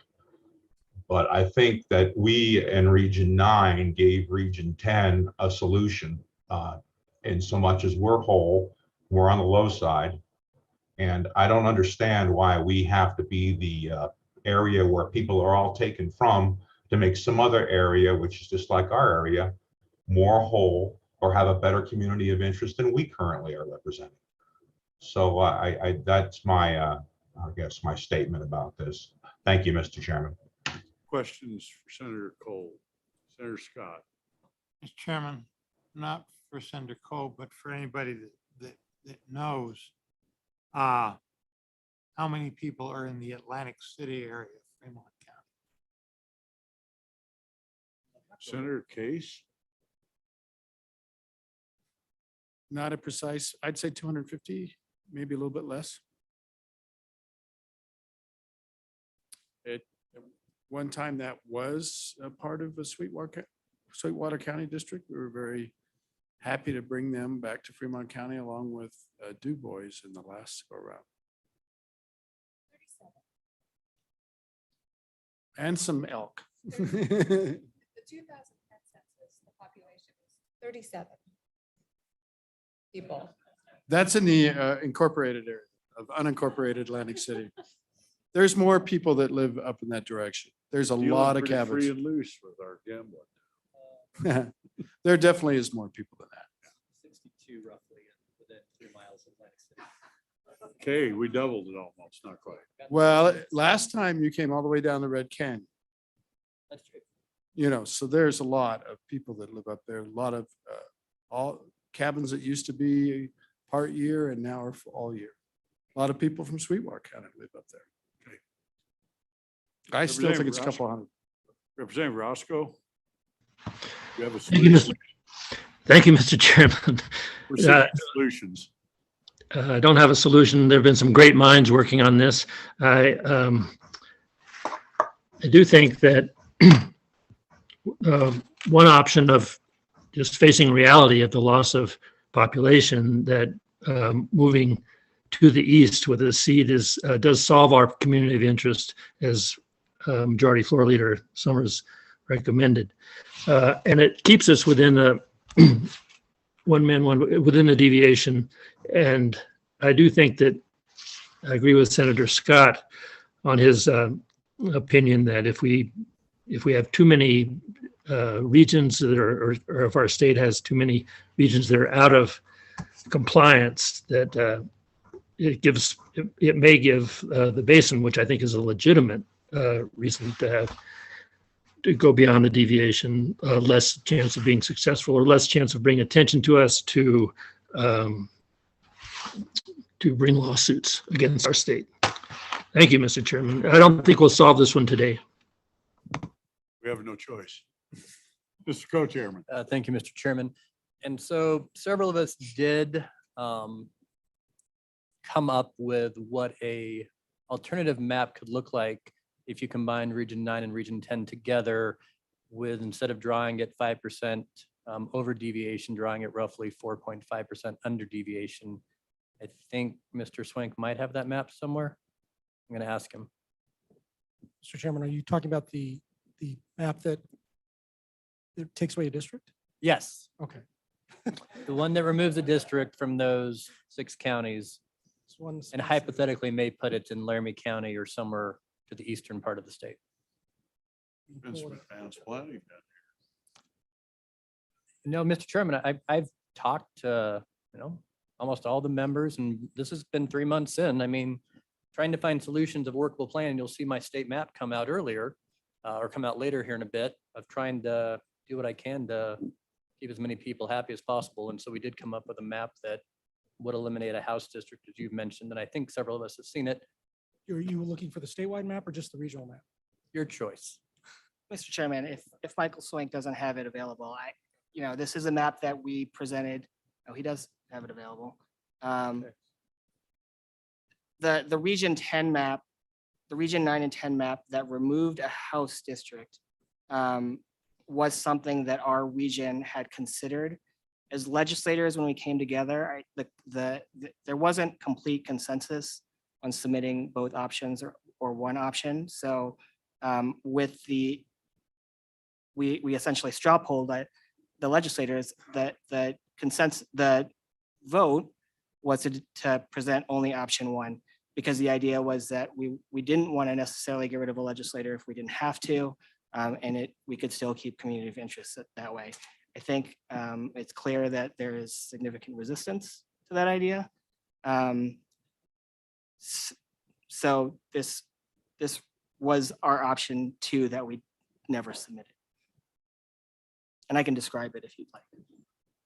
Co-Chairman or? Oh, I would certainly enjoy Representative Representative Yin describing it, since it's his part of the state, Very even good. though I would fully acknowledge that this was not submitted and it is a plan that was out there that is not necessarily favored by the majority of the legislators in this region. But I do think it does some positive things for districts, including Representative Summers' district, Representative Yin's district, Uinta County. I believe, only divides into 2 and makes it a better community of interest and tries to keep Star Valley whole. So I do believe it is a plausible plan, which I'm going to pitch later, but if Representative Yin wants to walk through it, I would certainly be appreciative. Sure. You're on, Representative Yin. Thank you, Mr. Chairman. Yeah, so this is the second map that wasn't submitted. Essentially, what happens is that we remove House District 47 and expand the borders of many other districts. The benefit to this is quite a few things. One is that you shrink the one of the largest districts significantly. House District 47 disappears, 39 becomes a lot of that rural area. If you zoom in, so I actually have boundaries that I worked with the county clerk for the Rawlins area as well. You have this Rawlins district that is the northern end of Carbon County instead.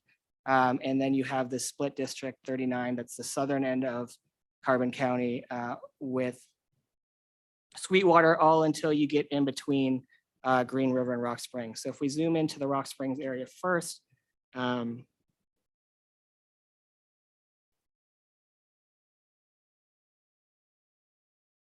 so you still have this map that is a northern Rock Springs map and a southern Rock Springs district.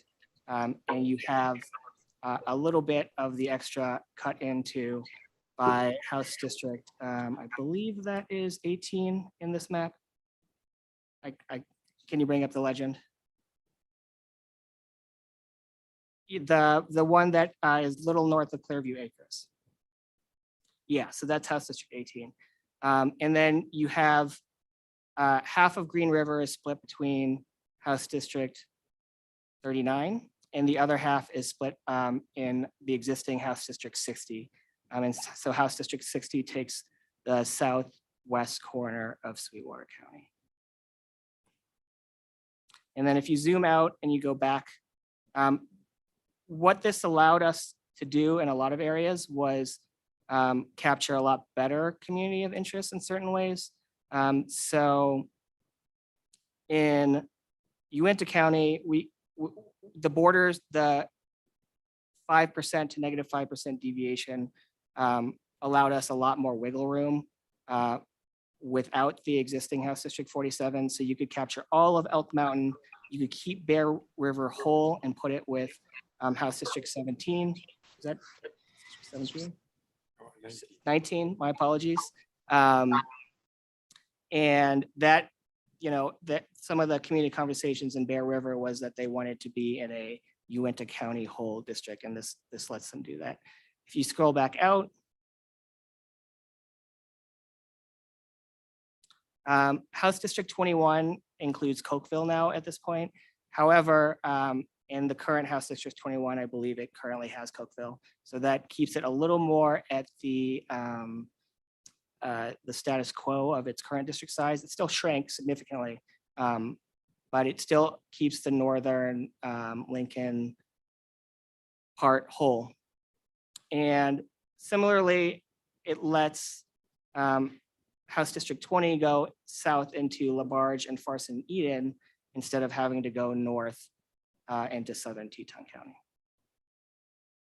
And then the Teton County maps are a little bit adjusted because you no longer have House District 20 inside of Teton County. So overall, we reduced the number of county splits significantly and generally have more compact borders than we had in the previous map.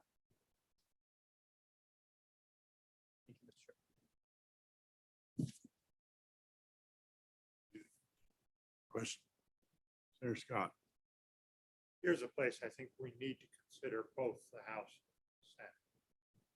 If you adopt the solution, switching a representative from the southwest corner of the state to Laramy County, you wind up with 11 representatives in Laramy County. That's 5.5 senators. Make that work. You've got really, I think, two options.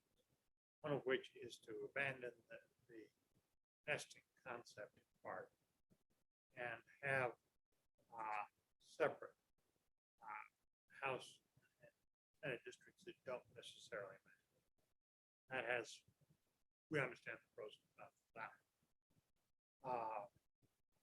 The other, if you want to keep the nesting concept, is you take a House district, Albany County, combine it with a House district, Laramy County, and you get a district that is very evenly divided between Albany County and Laramy County.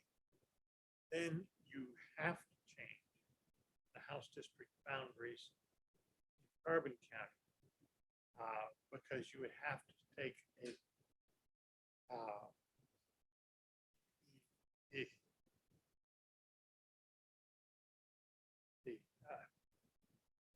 House district, Carbon County, match it with House district, Albany County. And again, you'd have one that was very closely divided and difficult. And it just rolls through that way to make it work. I don't think it could pass through the Senate a reapportionment plan that forced the Senate to do that. I think there would be a rebellion amongst the members, and I think you absolutely could not pass it for good reason.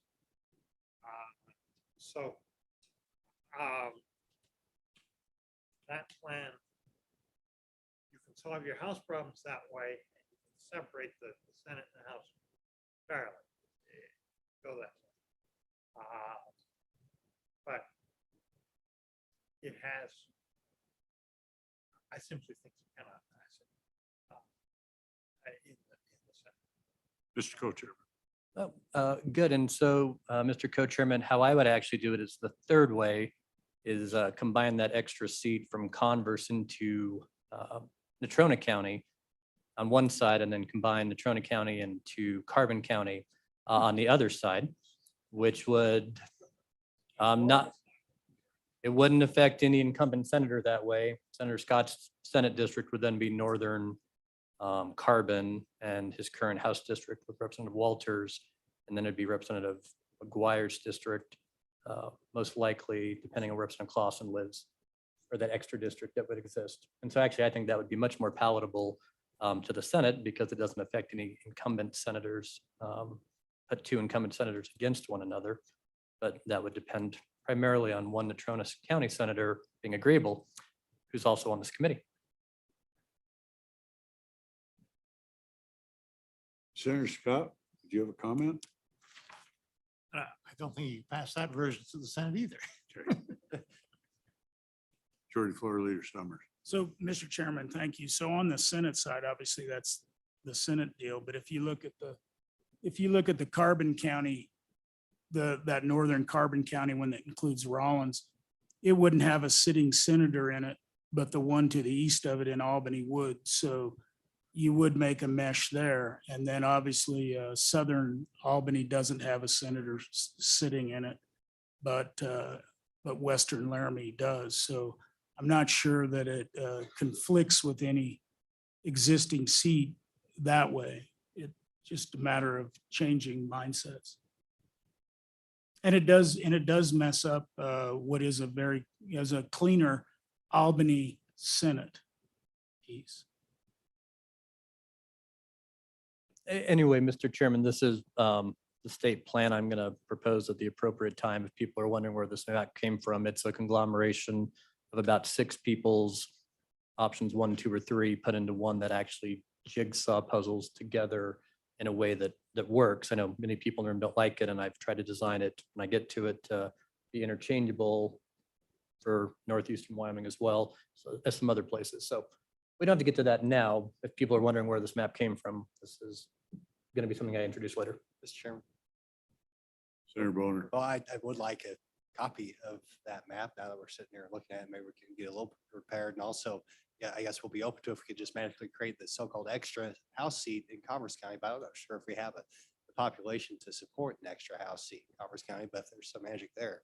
I guess we could see how that works. But yeah, I think, yeah, I don't know where direction you want to take this meeting, Mr. Chairman, but yeah, I just Well, we're just become wrapping up. concerned where we're seeing these maps for the first time. And, you know, I just don't think that's very transparent. I think we're the time of day we're going to see a little more of that. This is a little more of the things you haven't seen in alternative ideas. This is so I think there'll be more of that. Are you, Mr. President, would you like a last word? I think a lot of work has gone into what we've done in keeping Sublette whole, keeping North Lincoln County whole. What I referenced there was same school district, same hospital district, all of that. Didn't want to carve out of that. That's what we're trying to do there. So anxiously await what we haven't seen yet. So thank you. So we're on Region 10. Mr. Chairman.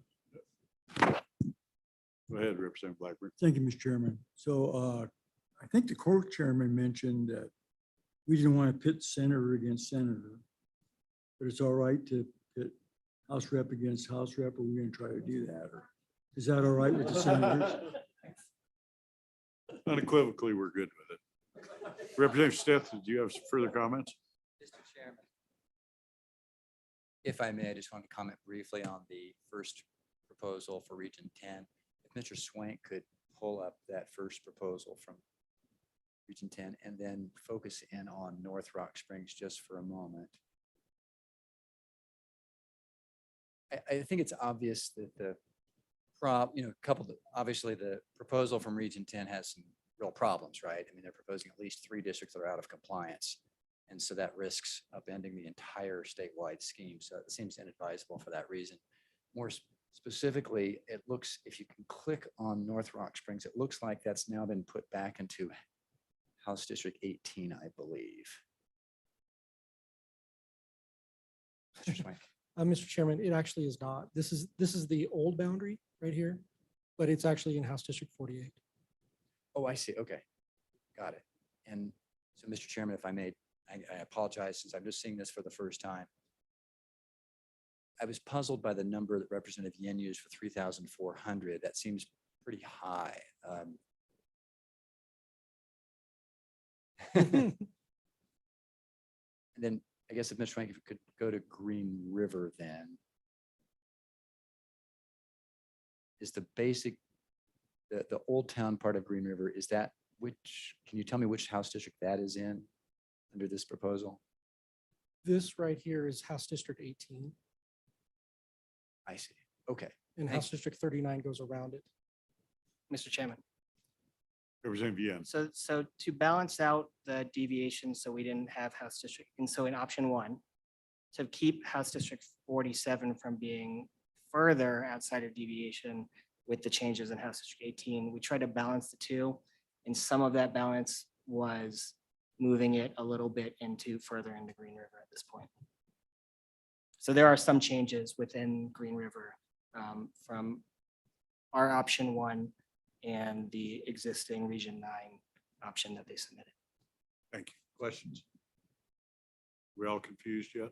And so, Mr. Chairman, I guess from my point of view, under Region 9's plan, Region 10 has 1,899 people. It only arithmetically only needs 980 people. So it's got a margin of over 900 people to make it work. I think they can make it work without drawing lines inside Sweetwater County. Right, smooth. Yeah. Very good. Thank you Thank very you. much. I think we're through the legislators. Do we have anybody in the audience on Region 9 or 10? We're kind of combined on both now. I think we're through that. Do we have anyone in the waiting room? Katie? Through that. So we are through regions. We want to continue on or take a short break? Short break. Okay, it is now 4:18. Let's come back at 4:30. That'll give us 12 minutes. Mr. Chairman, Senator Go Coe, ahead, Mr. yeah, Chairman. Senator Coe always told me on minerals at 4:30 was cocktail hour. What are we doing here? Hey, this doesn't preclude cocktails. Sorry. Why do you think we're taking a break?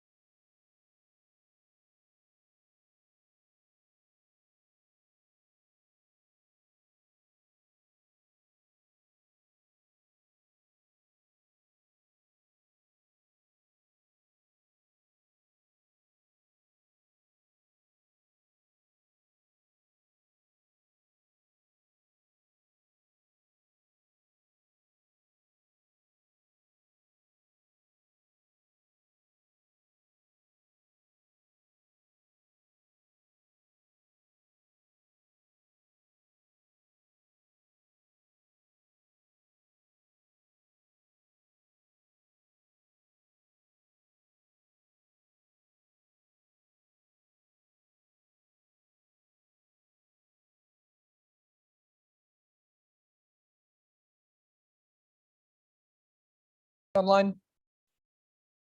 So next up on our agenda, we're going to talk about other legislator-supported plans. So any plans we didn't talk about this morning or this afternoon that are still lingering out there. I know we have a fourth plan from Laramy County Committee. You'll remember this morning, we briefly talked that Representative Henderson, and I know LSO did send out his email to the committee that he has submitted a plan, submittal 4 on the website with Laramy County that LSO will pull up for me here. Welcome, Representative Henderson. The floor is yours to talk about your submitted plan. Thank you, Mr. Chairman and committee. I appreciate the opportunity to be here to talk a bit about this plan. I don't want to take too much time. As you know, I went to Salt Lake City with many of you a few months back. I don't know anything about this, so I had to learn, and I've been learning right along with you. And I'm grateful to have folks that have gone through this a few times. So what I did was, and I worked with the delegation. I've been a couple of meetings. We've had some good conversation. We've had, I don't think we've had enough people come in from the public really to participate yet, and I hope they'll actually do that.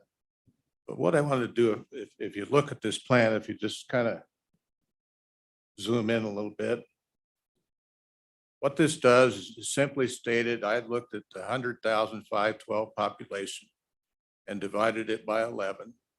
If you do the math, it's 9,133.33 something.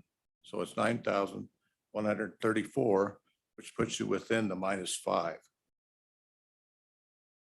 There's another plan that's been out there for a while, and I want you to know I haven't had a chance with our county clerk. I've talked to the county clerk briefly about this proposal to go through and check the background as far as how it lays out with the precincts. But I think it's sensible, listening to other county clerks talking as well, to be able to use as much as we can the existing precincts, right? If it isn't broke, why fix it? And so if you could just zoom in just a touch more. Oh, this reminds me of District Builder. Note to self, don't change your plan without making a copy. So basically, we've had more growth, as you know, and I don't want to cover a lot of territory. I hope I'm not repeating stuff that you all had already covered this morning. But most of our growth in our county is north and south as far as population. And we have tremendous growth in the county, but I don't think the growth is a real issue. I think it comes down to the number of people. And I have real empathy for those folks in the state who live in a rural area and have lost population. I have 14 counties out of 23 loose population. And I'm open to conversation. And I hope we have more opportunities like this as we go towards the session to look and listen to the other people across the state. There's no doubt that Laramy County is growing more than most, but most of our growth has been in the, I look at the, there's a distribution chart on District Builder on the different ethnic backgrounds. And I look at that. And I consider things like income. In our district, House District 41, we have about 10,000 people. And frankly, most people I talk to, they're quite happy with the way it is now. As far as the current population and the current ±5, it's about 250 or so above. And I've explained that there's a long way to go before we get to the point where we're going to be done on this. So I'm listening and taking notes, and I'm trying to find a way to connect with the rest of the state, because we're one state. We're not just one county. If you think about it, we're one family, right? We have some different relatives across the state, so we have to learn how to connect with them. And I think our transportation network is a key way to help us with a blueprint, if you will, of how to do that. Heard some discussion about the notion of, barriers, demographic or topographic barriers, like, the mountains. But communities of interest is very important, and want to support that wherever we can.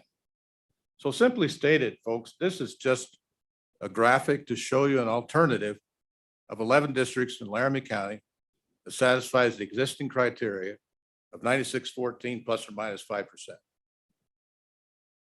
And I think it could be worked with. I did try to make them compact.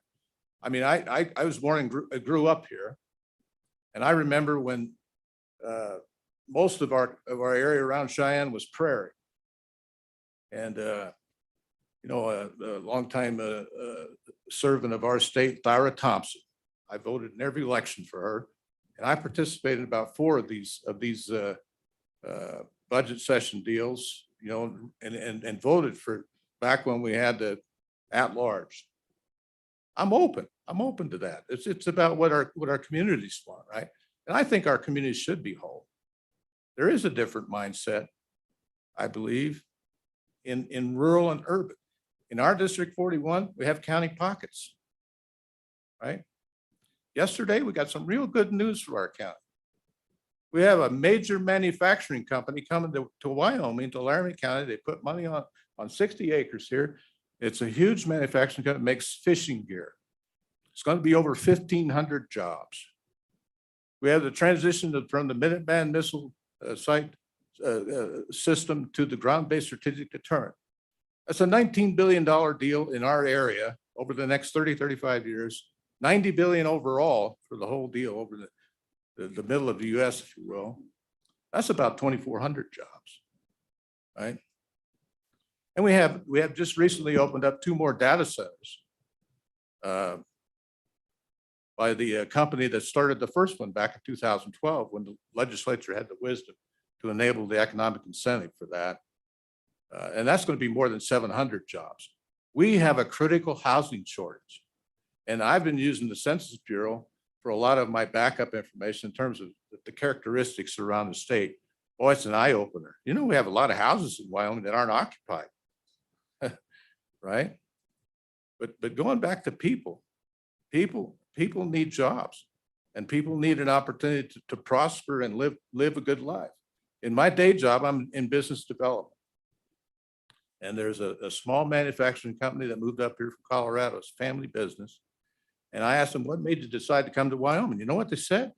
They said it's quality of life. Right? So I think we want to be prospective in whatever we decide to do in our policy decisions in this important area. And just really look forward to the next 10 years minimum, but 20 years maybe, right? Because there's changes in technology, there's all kinds of stuff.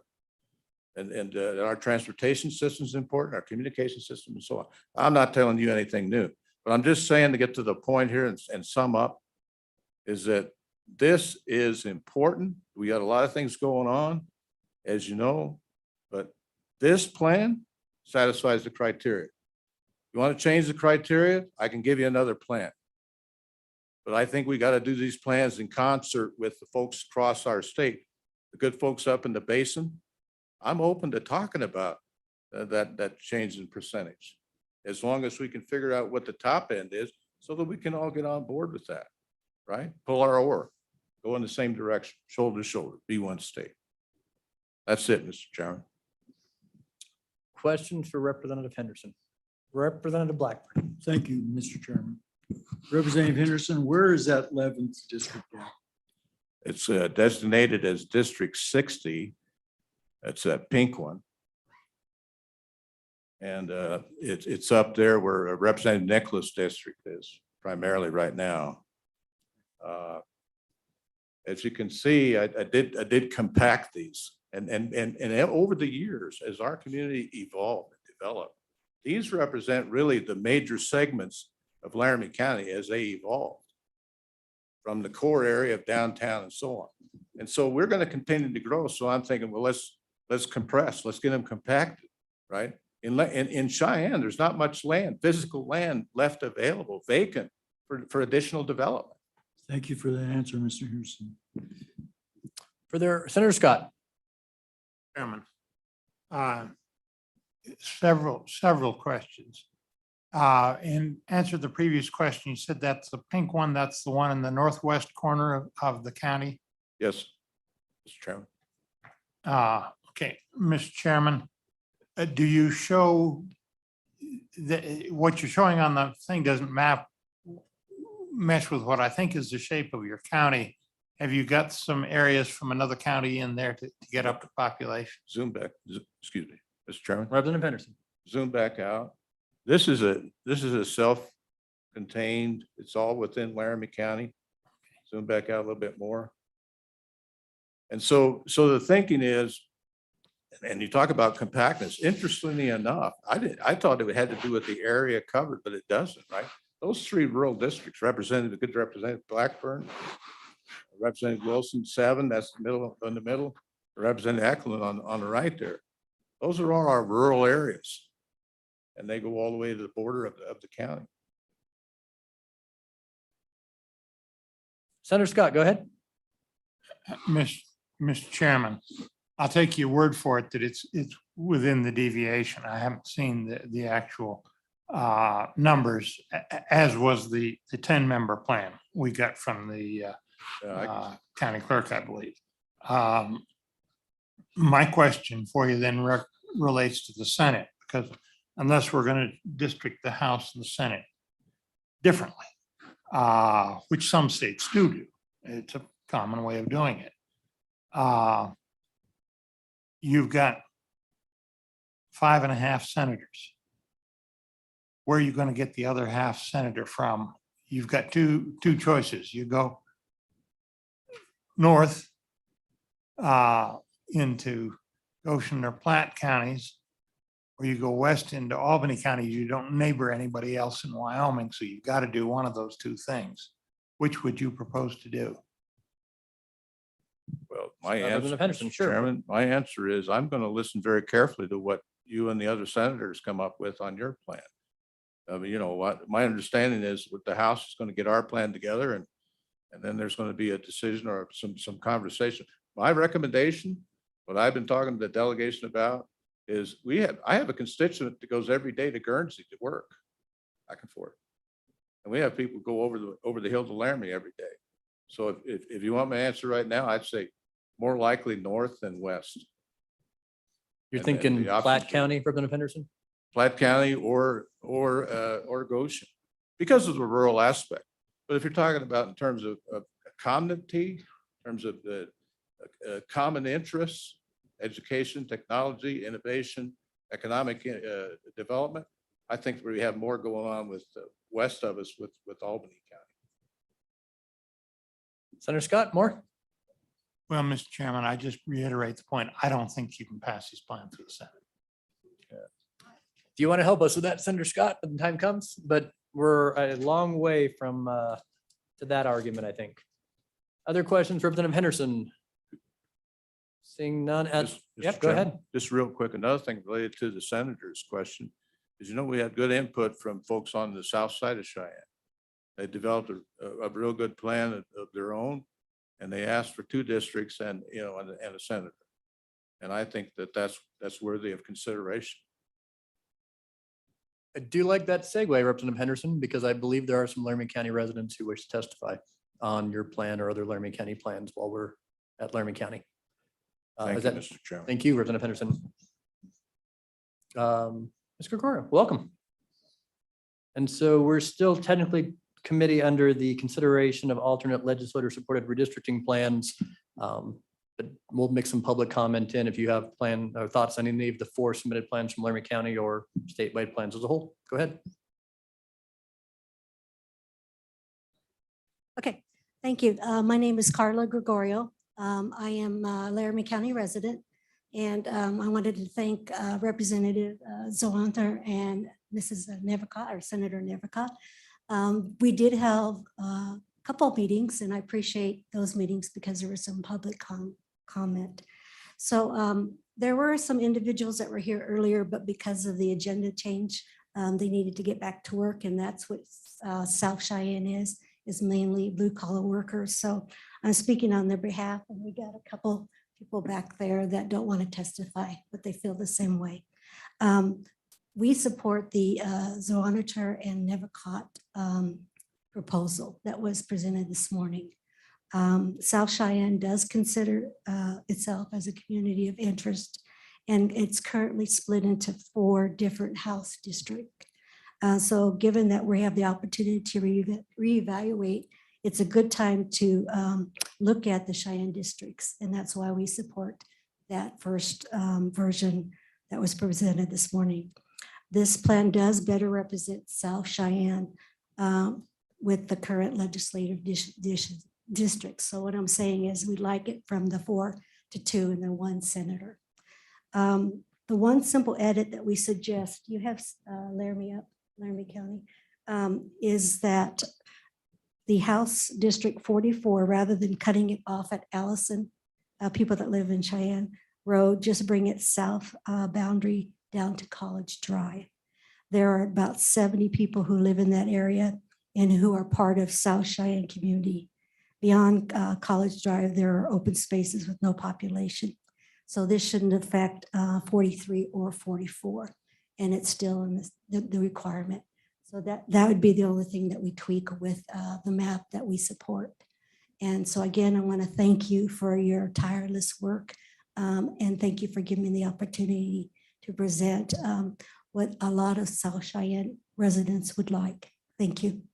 And so committee, I know Mr. Swank put the hand up there. That's LCCC, for those of you familiar with Cheyenne.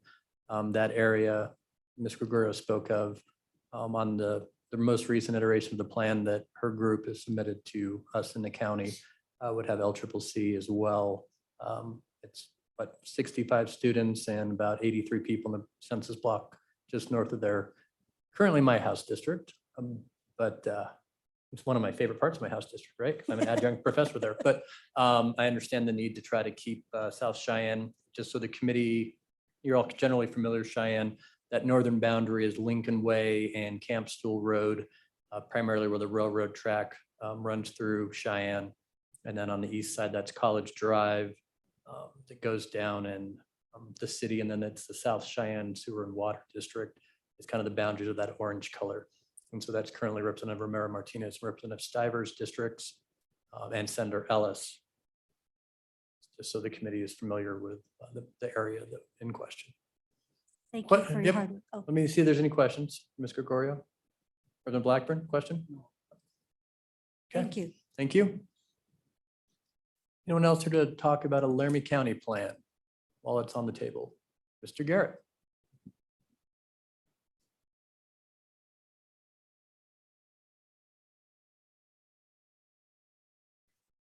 Thank you, Mr. Chairman, members of the committee. My name is Richard Garrett. I'm a new resident of Laramy County, live at 1720 Milton Drive.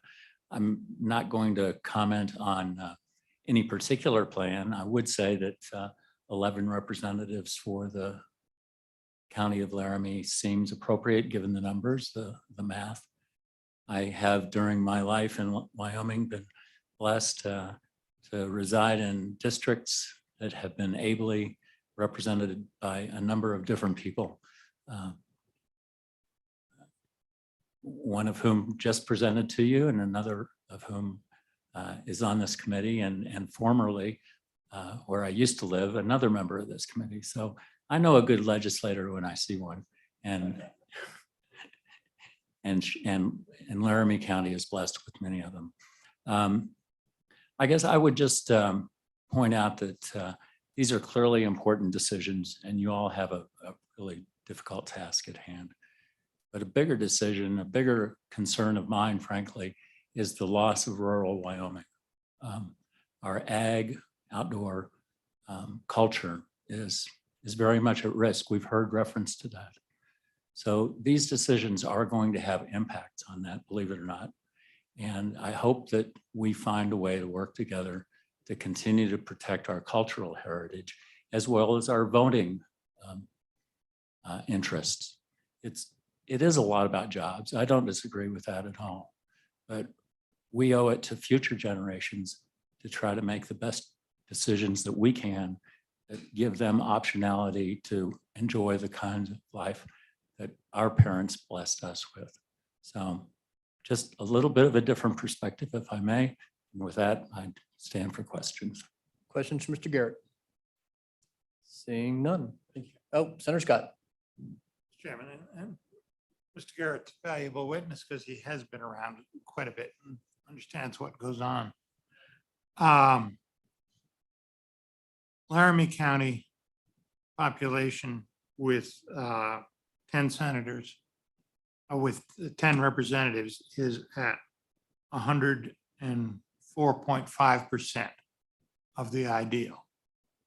Natrona County with 8 representatives is at 104%. Should we be asking for another representative and then solve the Senate problems by simply carving up Converse and Platte counties? Is that what the proposal ought to be? Well, and Mr. Garrett, I mean, I think it is a very serious question this committee is going to deal with, but if you have thoughts, we're certainly going to talk about that among us here in a I bit. think we could, yeah. But you talked about the loss of rural Wyoming, but in the plan right now, Laramie County is being drawn at 4.8 above, right? Natrona County is being drawn at 4.5%. Campbell County is above 5%. In the plan we're kind of working with, the 3 most populous counties right now are being drawn almost 5% above to try to, I shouldn't call them save seats, but keep the current seats the way they are, even though the population loss is increasing outside of the 3 largest counties that are in this plan being drawn at 5%. Do you think that's fair? Mr. Chairman and Senator Scott, I do appreciate the question and I appreciate the recognition. I think you give me way too much credit though. This is only my second rodeo in terms of redistricting, and I don't have answers to granular questions like that, but I do want to pay more attention to this process and learn from you and learn with you as you go along. I could only repeat though, that if we lose the Wyoming that we have now, it will be gone forever. And it's not just about seats in the legislature, as beautiful as this building is and as luxurious as it is. It's about the people of the state of Wyoming and what is in their best interests that we've got to be on guard for and about. I think Representative Henderson suggested that we all need to listen to one another very carefully. And that's what I intend to do. And I know that's what you're trying to do. And I thank you for that, because that takes a lot of courage nowadays, by the way, to listen carefully and seek ways to work together. So I don't know if that answers your question, Mr. Chairman, but I think it's the best I can do right now. Yeah, I think it's a question we're all going to struggle with, and we were just setting you up to bounce ideas off of you. Further questions? I will say that if you're looking for half a senator, I'm probably only half as good as all of you. And thank you very much. Thank you. Any other legislator-supported plans, legislators here who wish to talk about? Anyone else on Laramie County?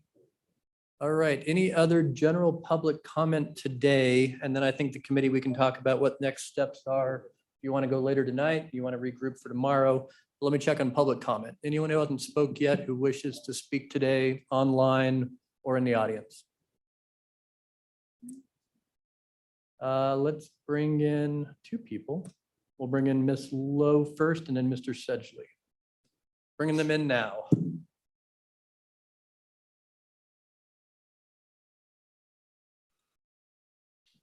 Welcome, Ms. Lowe. The floor is yours. Hi, thank you so much, Mr. Co-Chair.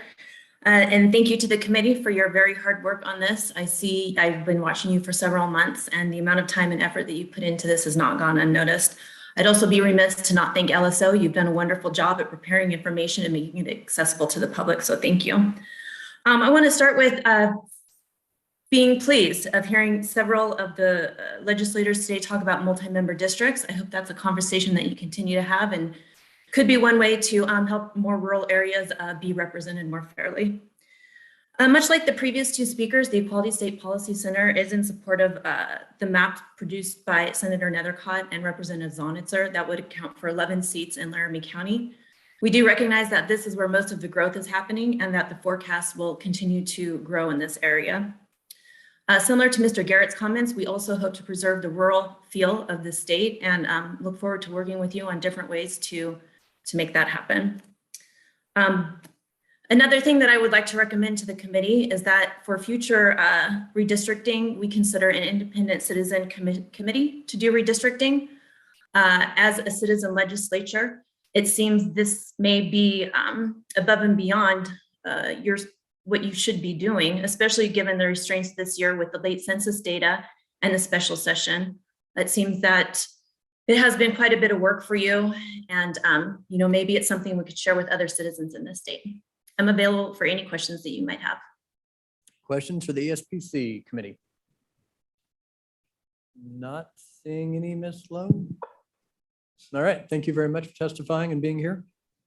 Certainly stay with us. Mr. Sedgley, floor is yours. Yes. Thank you. Thank you for being willing to hear me. And I appreciate the work. I've also been following along as closely as I can on this and have spoken at the Teton County meeting. Been involved up here talking to my neighbors here in Yellowstone about how redistricting affects us and how we've been divided as a community now for a long time. I've looked at the historical maps and I'm not sure why the reasons why we've been divided all the time, but it seems like we are. And I'm really concerned about that. Living here, we live in a really interesting and unique place. And that's a wonderful thing. It's, Yellowstone's certainly a state and national treasure. But, the individuals who live here in our community of interest are special in that we live in the federal enclave. We have limited democratic capacity. We don't have any municipalities here in the park. We have very little county jurisdiction. So democratically, our involvement really only comes at the state level for the most part, very little in the counties as well, but mostly the state. And so when we get divided, our voices is reduced. We're not speaking as a collective voice about our concerns living in these areas, especially being so remote.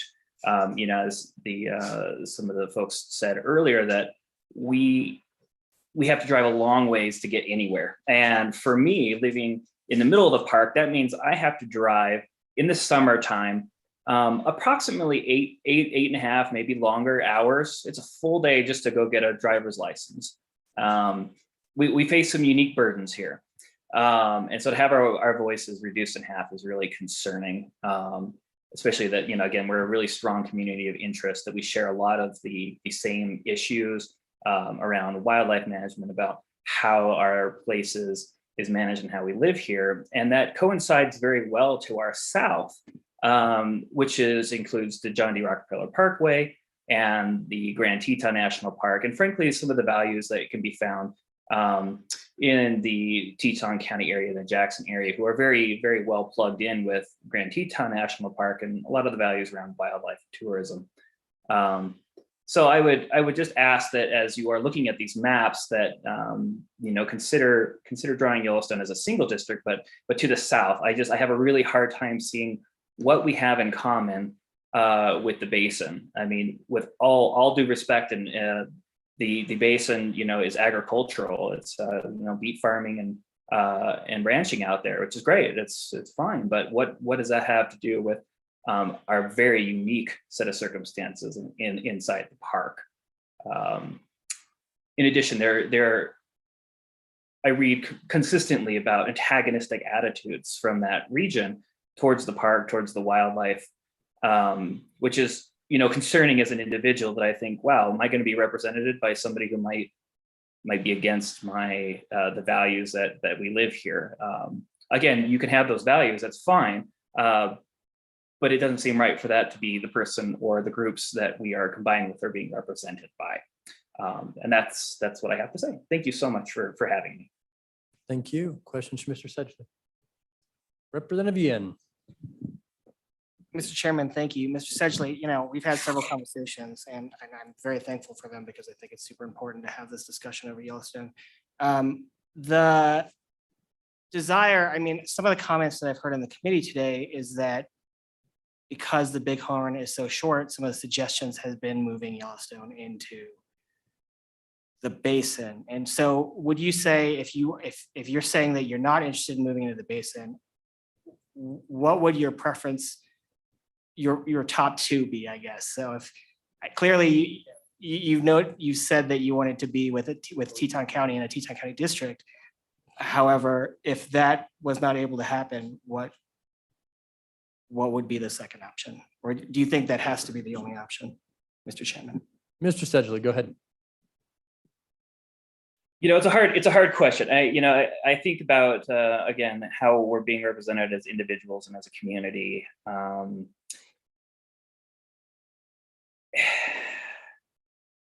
it's hard for me to think that that I have a lot in common with folks out in the basin living here. And so to me, it really does seem like the best option as far as really embodying what the committee and the values that we have and the guidelines in the Constitution state, that going down to the south is really the option that looks best to me. And I'm having a hard time seeing it otherwise, though there are advantages, for the way it's drawn now. I think certainly the folks in Cody share some of the values that we have too. It's a very tourism-based economy. And so that's not completely illogical.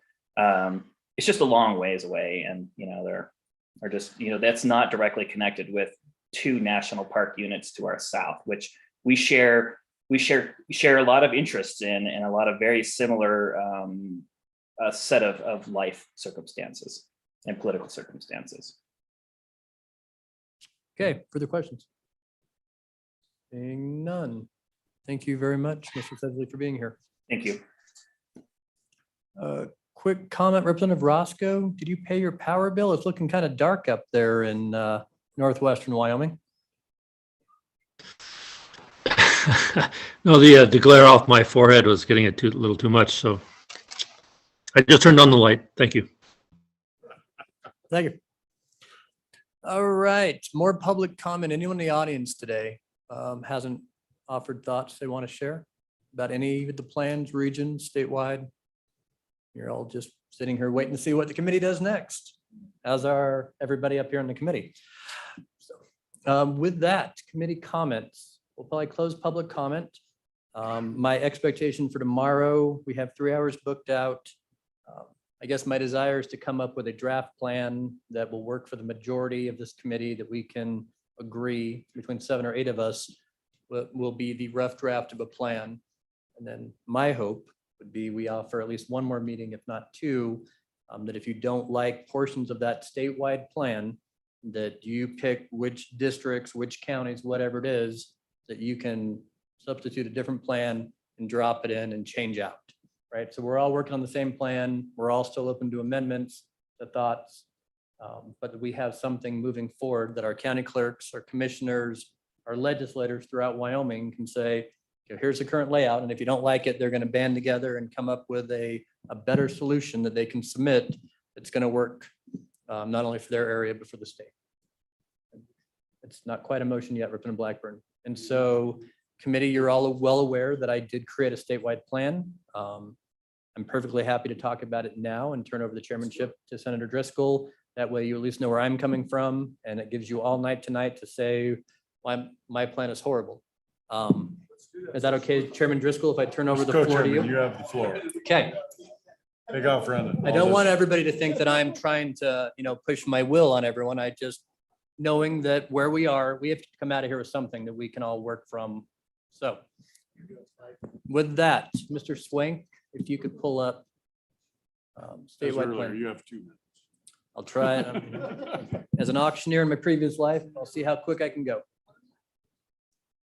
All right, committee. So what this is, and just so you're all aware, this is roughly a compilation of 5 different maps. And so it's the reference Senator Nethercotton's Wanitzer submission from Laramy County. It's the Representative Barlow submission from Campbell County. And so you'll immediately see, if you're my co-chairman, that this is more the Barlow plan for how Northeast Wyoming looks than the Driscoll plan.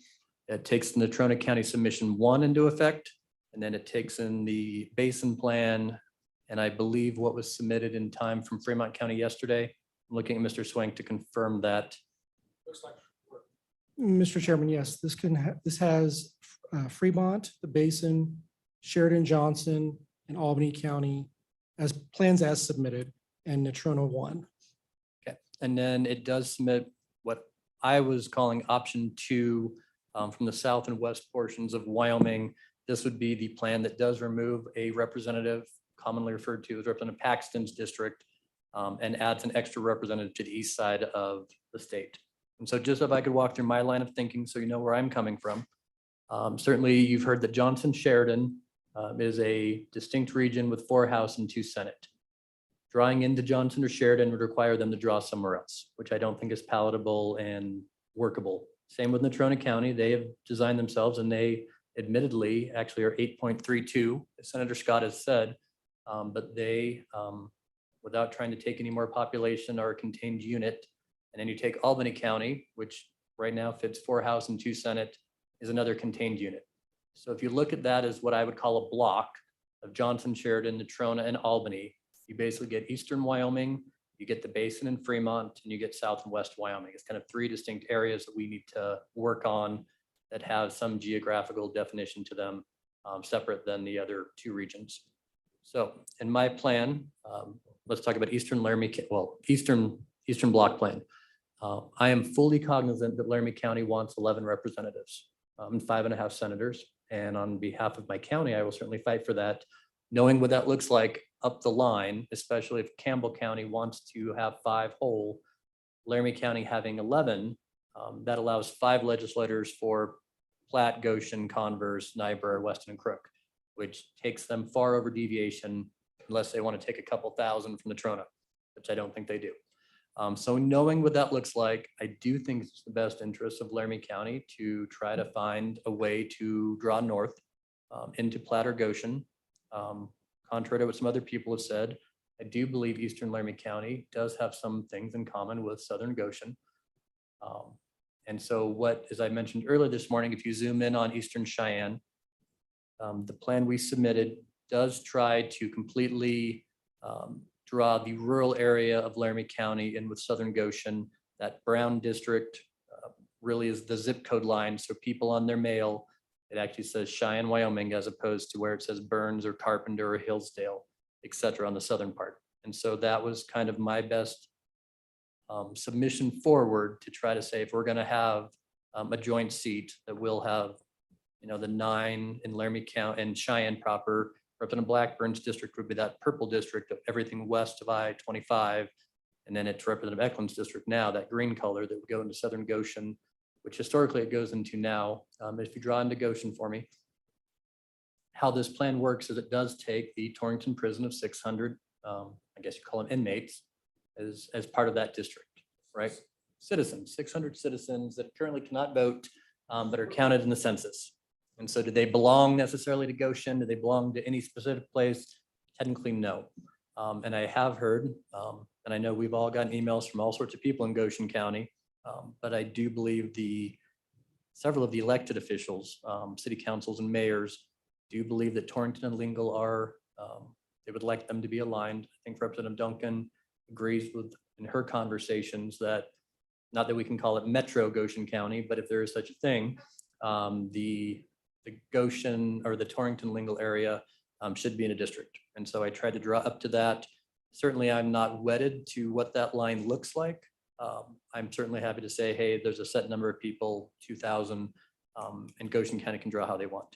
If you go further up that plan, starting at the other end of the east side, right, we blocked Campbell in, which necessitates the districts looking, what I think Mr. Swank did at the behest of several of us, is try to make that line work as close to either current practice or, you know, really it's where Douglas is. It's kind of historical to where Newcastle would be in a district with Niobrara up into Douglas. And it looks somewhat similar to how southeastern Douglas draws into Platte County. So that's the east side submission. Love it or hate it. It's 21 House seats and does require a Senate share somewhere in Albany or Natrona. It doesn't make much sense to share senator with Sheridan or Johnson because that ricochets down to Natrona regardless. So under this scenario, and pretty much any scenario that gives Eastern Wyoming or Southeastern Wyoming another legislator and takes it away from Southwestern Wyoming, we're going to have a Senate issue. And I fully agree and appreciate that that will be a difficult conversation, especially in the Senate. As I said before, I think Representative Yin presented Southwestern Wyoming pretty well, that it does lose a legislative seat to the eastern side. And then you've heard the Fremont and the Basin discussions. I continue to believe there's actually a better solution for Fremont County in the Basin, that if you look at the population of those 5 counties, you can get 10 House seats and 5 Senate seats all within deviation. That will require some changes to House District 33, and it might, you know, encroach further into Fremont County into an incumbent legislator's district. I know that causes some hardship, but that will be an area that if this, let's say this plan is ultimately accepted by the committee, even I would try to amend it to fix up the basin in Fremont County and see if we can find a better way in our first submission to be under deviation. So that is the plan that I'm officially going to ask for motion on tomorrow, certainly not now, but tonight, I think unless somebody else wants to make a motion on it now, that's great. But we do have a couple hours tomorrow to continue to discuss. I do believe Mr. Swank does have a wealth of plans that legislators, members of the public, he's the repository of all sorts of plans that I believe if there are other options, let's say the Goshen Plat, Niobrara Converse plan, if they want to keep that intact, right? Laramy County would fight for our, I think, 11th seat and be self-contained. I don't know what that would look like in the Senate, but I'm certainly willing to entertain that as well. So, but I do firmly believe we need a statewide plan going out of here tomorrow. People can start working from or amending from for the benefit of everywhere in Wyoming. So thank you, Mr. Chairman, for allowing me to talk about what I think is a good first start for a statewide plan that we can all work from. Let the games begin. Representative Blackburn, start with you. Thank you, Mr. Chairman. Do we have copies of that map? It will be posted online this evening if it's not already posted online somewhere. No, Mr. Chairman, it's not posted yet, but I can also send you a quick PDF of most of this as well. That'd be helpful. Thank you. Senator Scott. I'm just trying to confirm something. The way you're working the basin, you go further into Fremont County and it does affect the House District 33. That's the reservation. I'll answer. Is that correct? So, Mr. Chairman, as I understand this plan, this is basically taking the basins plan and with the excessive deviation and the Fremont plan that we just presented to you this morning and puts them together for that. So it doesn't do any more than the two we've seen so far. But this statewide plan, as I understand it, and correct me if I'm wrong, the only place that's out of deviation still remains the Bighorn Basin. And the challenges there remain, but if we were to work on that, respecting everything, especially I think the House District 33 majority minorities situation, there may be some potential. But if we had a statewide plan that was like this, but everybody was in deviation, man, I would say it's time to go for it because this will just get harder in 10 years. And this makes there's some significant respecting of the population shifts that have occurred. I don't really think it's healthy to go into the future with all of our urban areas already on the high end of the deviation. I really don't. So this has a lot of merit, but the basin situation is pretty intractable without actually going somewhere. Maybe a little bit of 3 different ways would fix it, but it's anyway, a lot of merit. I think we ought to sleep on it. Mr. Chairman, Mr. Swank, could you just repeat for the public and the committee again, all of the regions that were not changed, that were just taken as submitted and incorporated here? So there's a clear understanding of what has not been altered. Yes, Mr. Chairman, Senator Nethercott. So Region 8, the Bighorn Basin, is as is presented today. Region 4, Fremont County is as is presented today. Sheridan Johnson, the same.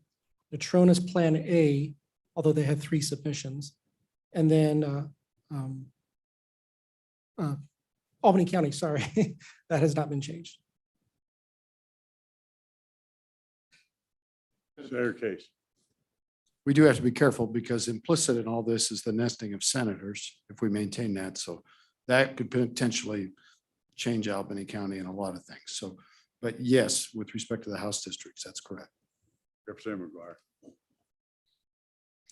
McGuire. Thank you, Mr. Chairman. As a member of the Dinosaur Caucus, if we could get these printed, because I'm making my notes on the maps as we go.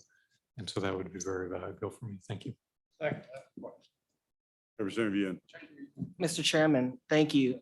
So, I think my comment is that if we need to have something that we can start working on. If this committee doesn't adopt some sort of statewide to take to another meeting and then adjust at another meeting, what the alternative would be, we could vote on each plan individually. But even if we do that, none of those plans will fit together properly into a statewide map. So that even that by itself won't work. So I do think that we need to have a statewide plan that we can start with, that we can adjust down the road. And this is as good as one that we could start with.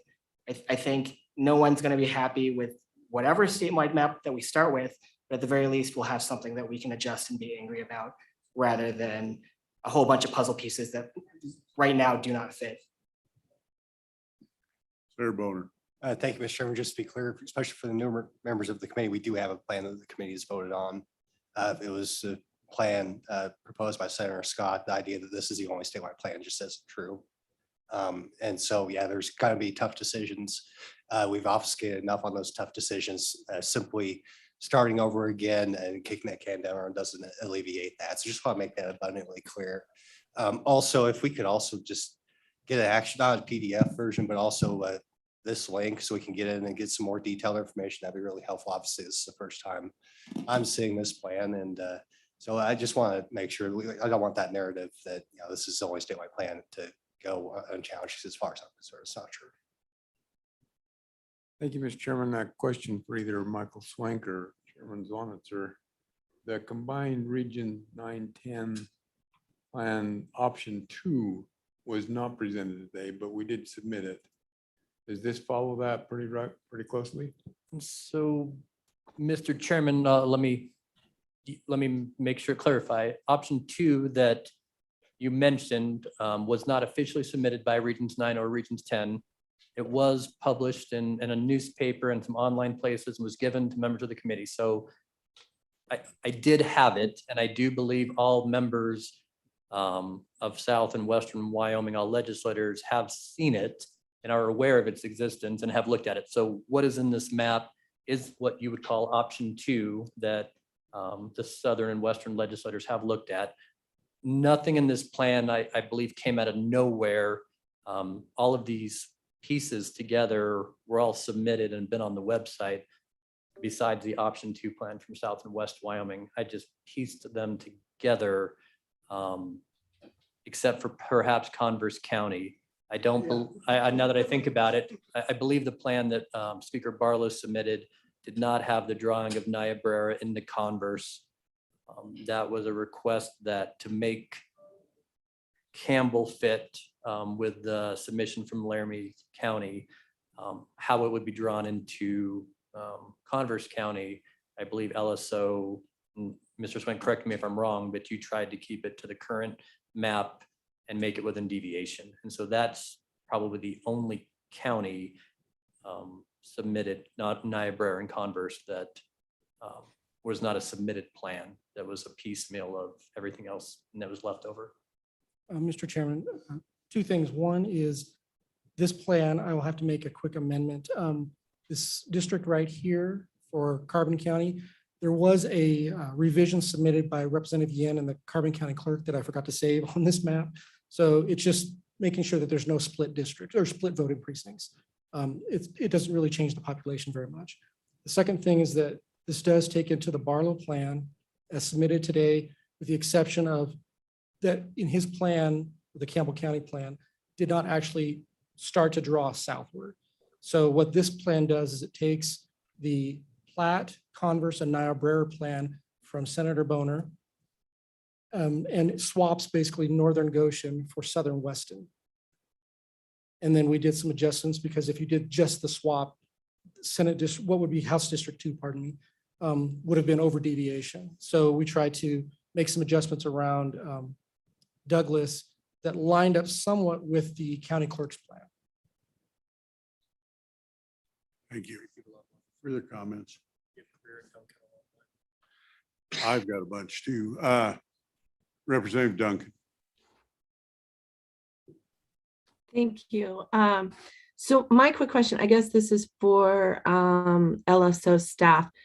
If each of our regions that presented today chose one plan to move forward, how fast of a turnaround do we have to be able to create a statewide map from all of our submitted maps today? If we choose one right now, how soon of a turnaround of a statewide map would we have?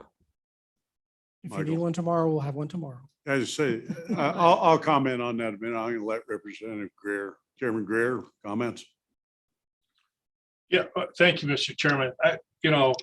So first time I'm seeing this, I have a couple. One question is obviously get it electronic format so I can see the deviations in the House districts. I realize we've got an issue with flipping the Senate district in the middle South. I generally, I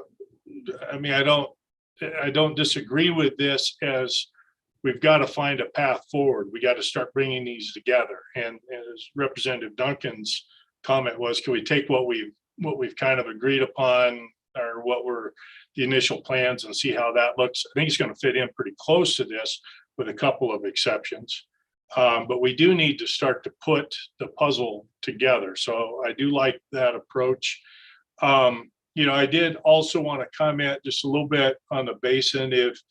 And I don't know how this affects Teton County and those representatives, but if, what we were told, 100 people in the southern part of Yellowstone is what I believe. When you look at taking that and reworking some of the variations or deviations within the basin, you get to 15 to 20 people that you could move around, because you'll notice our lines run through several towns where we're following highways on one side or the other to address those issues of constituents knowing clearly what district they're in.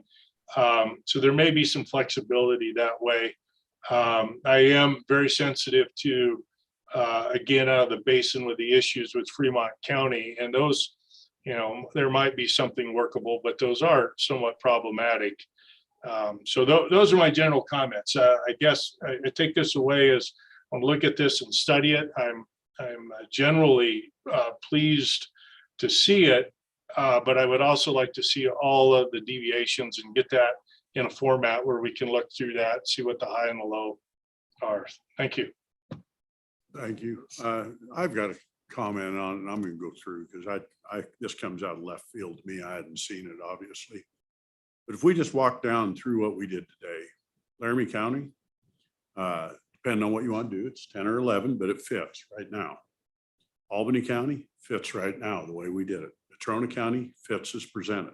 Fremont County fits as presented. Sheridan Johnson fits as presented.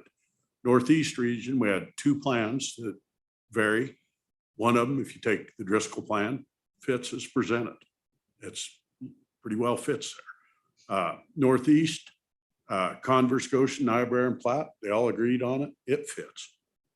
Bighorn Basin, it fits the way we did it. So it leaves you with 9 and 10 is where the rub's at on it. And they have the population to make it work. So this thought that what we've done today doesn't match into a plan just flat isn't true. They just haven't all been put together. The region plans fit. And yes, there's variances between the lines, but they do fit. I would really like, and I hate to do it to staff, but I kind of thought it was coming as you run through what I just put together. Really all we're off is on 9 and 10. And I think they've presented plans. They just don't agree with each other as far as exactly where they're at, but they've said it works. Rock River issue can go either direction. They both said that. So really what we're down to is, are we going to deal with the issue of an 11th representative in Laramy County? And what are we going to do to finalize 9 and 10? And that goes back to that floating rep that's there. But we can fall within the deviations doing it. So the thought that this is the only plan that's presented and ready just flat isn't true. We've gone through these regions, and truth is, I applaud everybody that's worked on it. The regions snap in the way they are. It's just that they're two different plans. Mr. Co-Chair. And so, again, Mr. Co-Chairman, I'm truly not trying to swing anything besides we need a statewide plan to work from. And so I guess I would ask the big outstanding question, at least for how I draw my part of the state and how I think the rest of the state is drawn, is whether or not this committee, and I know the whole legislature is a bigger question, but this committee is agreeable to perhaps what I think is the biggest question before us, is that seat moving generally from south and west Wyoming to either Laramy County or the greater southeastern Wyoming area. And so if this committee doesn't agree to that, it's going to cause, us to go back and draw some plans a different way in my community, and I think in all of eastern Wyoming. So maybe today I would at least like to make the motion to get the committee's feel that we agree that in the south and western regions 9 and 10, to draw their plans at higher deviation and remove a seat, shall we say, into the eastern, southeastern Wyoming area.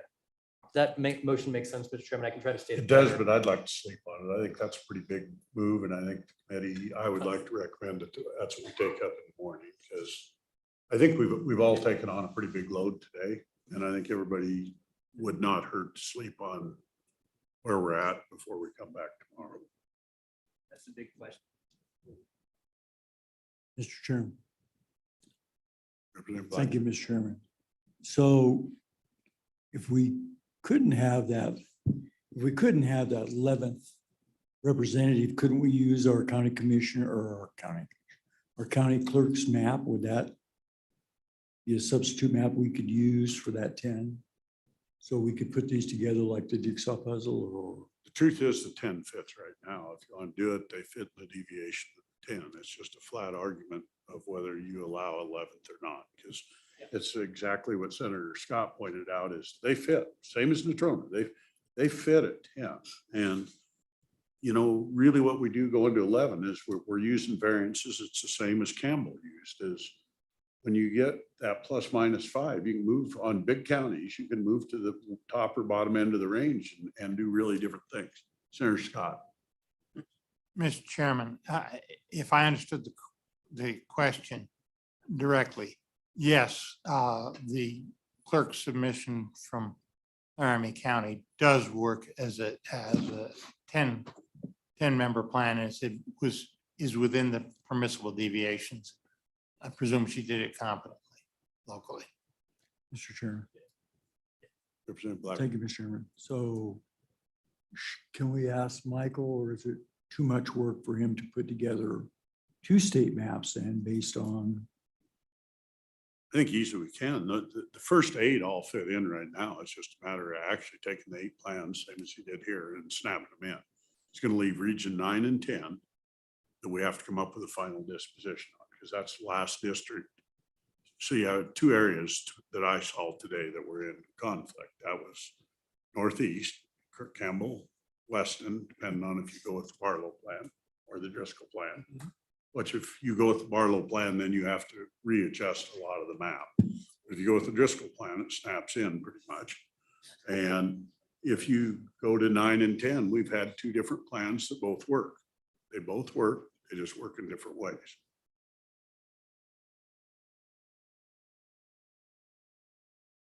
Greer has his hand up too. Representative Greer. Yeah, thank you, Mr. Chairman.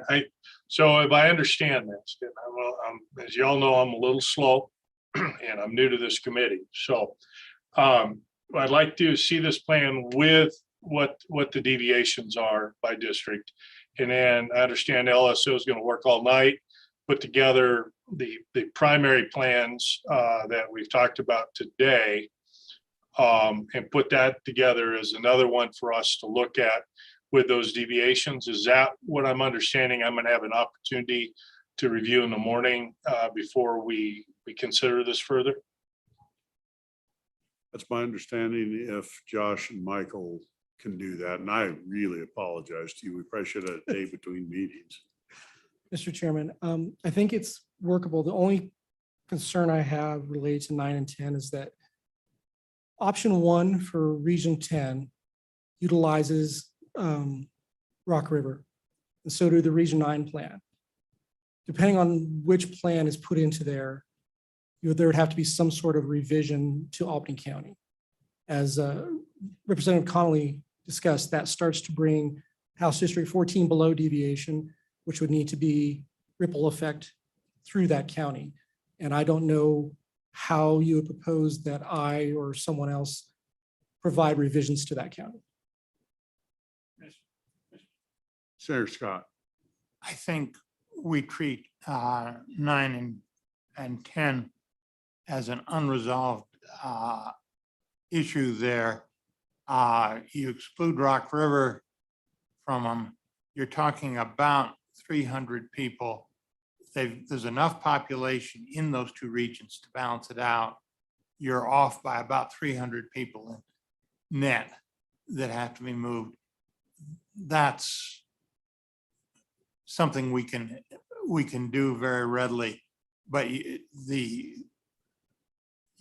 have to put the statewide plan together using one of those two and say there's a caveat there that we're off by about 300 people. Thanks, Senator Scott. And I point out one other thing is we're trying to keep the county entirely whole.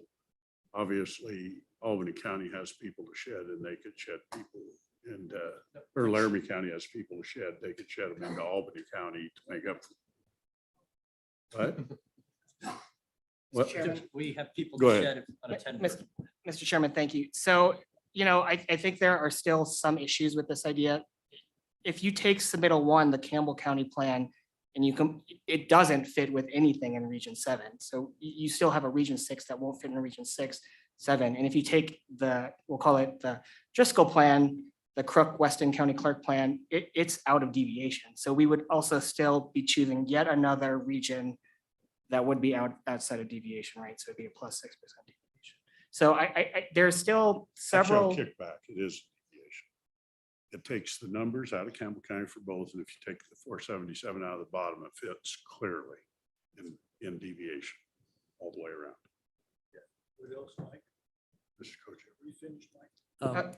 Go ahead. I'll be finished. Thank you, Mr. Chairman. Can you pull up the Wyoming the page where I submitted some alternatives way back, Mr. Swink?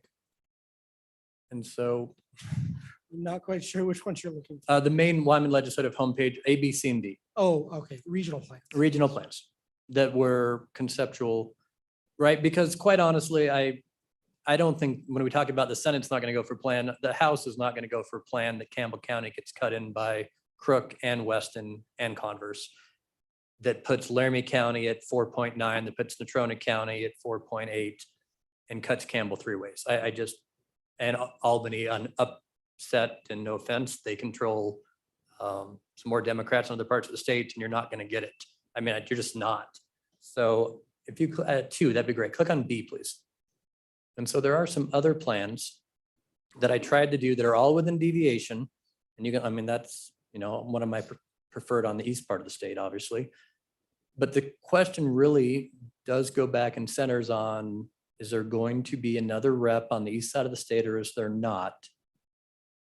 And that's what a plan could look like where Campbell only gets eaten at one end and Crook or Weston and Niobrara together, and you can like that or not. But I do want to point the committee that there are some fully in deviation scenarios that we could do that are also on the legislative homepage, and you don't have to keep B up, and I'm sure Senator Boner doesn't like that idea either, but I would say there are some other ideas that are in deviation that you could look at without being specific on where lines are drawn. Senator Boner. So, Mr. Chairman, on that plan, I'm just curious, you said that the goal is not to carve up Campbell County. How is it possible to put Converse, Campbell, and Crook counties together, not divide, take a portion out of Campbell County and put it towards Converse and a portion out Campbell County and put it towards Crook? And so, Mr. Chairman, on that plan, if you look at the yellow, as you heard earlier, Campbell's at 4.9 roughly. That plan would basically allow Crook to be whole. They would take roughly 2,000 people from Campbell. And so that would give Campbell 4.5 House reps. And so in my world, the most fair, I know fair is a weird word here today, but it would be 4 House reps and they would have a 50-50 split with Converse. So Converse would have 1 rep and a 50-50 shot at a 2nd rep. Campbell would have 4 reps and a 50-50 shot at a 5th rep. So I think that's the way that I would split the baby, so to speak. And that would generally allow Weston to have a House district, Crook to have a House district. Converse would be guaranteed one and have an equilateral shot at a second. Campbell would get their 4 and have an equilateral shot at a 5th. Niobrara remains whole. That is the only good thing I can say for Niobrara under that plan, that they're at least sharing with only one other county and not 2. So that's an option out there as well as we're looking through. But again, I do think outside of the Basin and Fremont County argument, the biggest question is whether the east side of the state, and I'm pretty committed that Albany, Natrona, and Johnson Sheridan are this block, that we're not drawing into them because then they have to draw somewhere else. The question is, do we get an extra house sit on the east side of the state or not?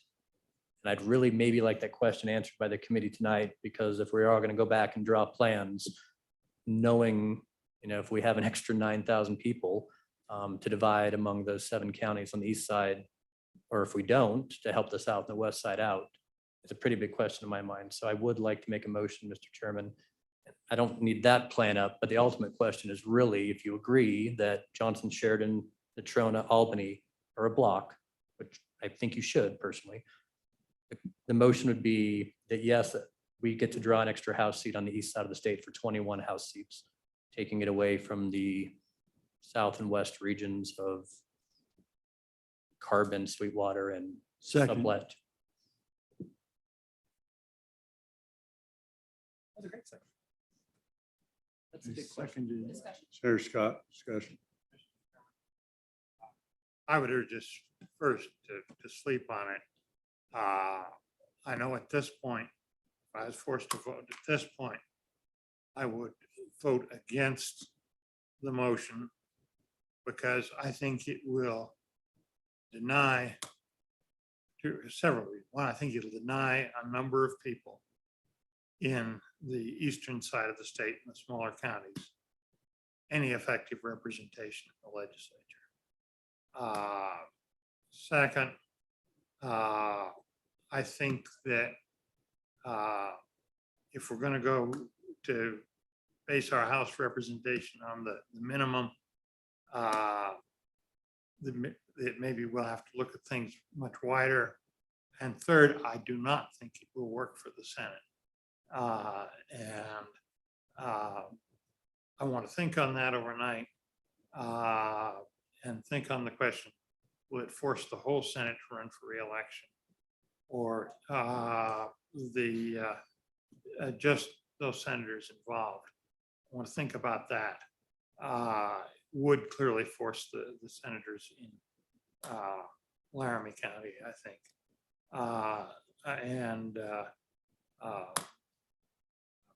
Probably the western, where you're taking the one away. I think that everybody would have to run there. I think maybe everybody would, but I just don't know.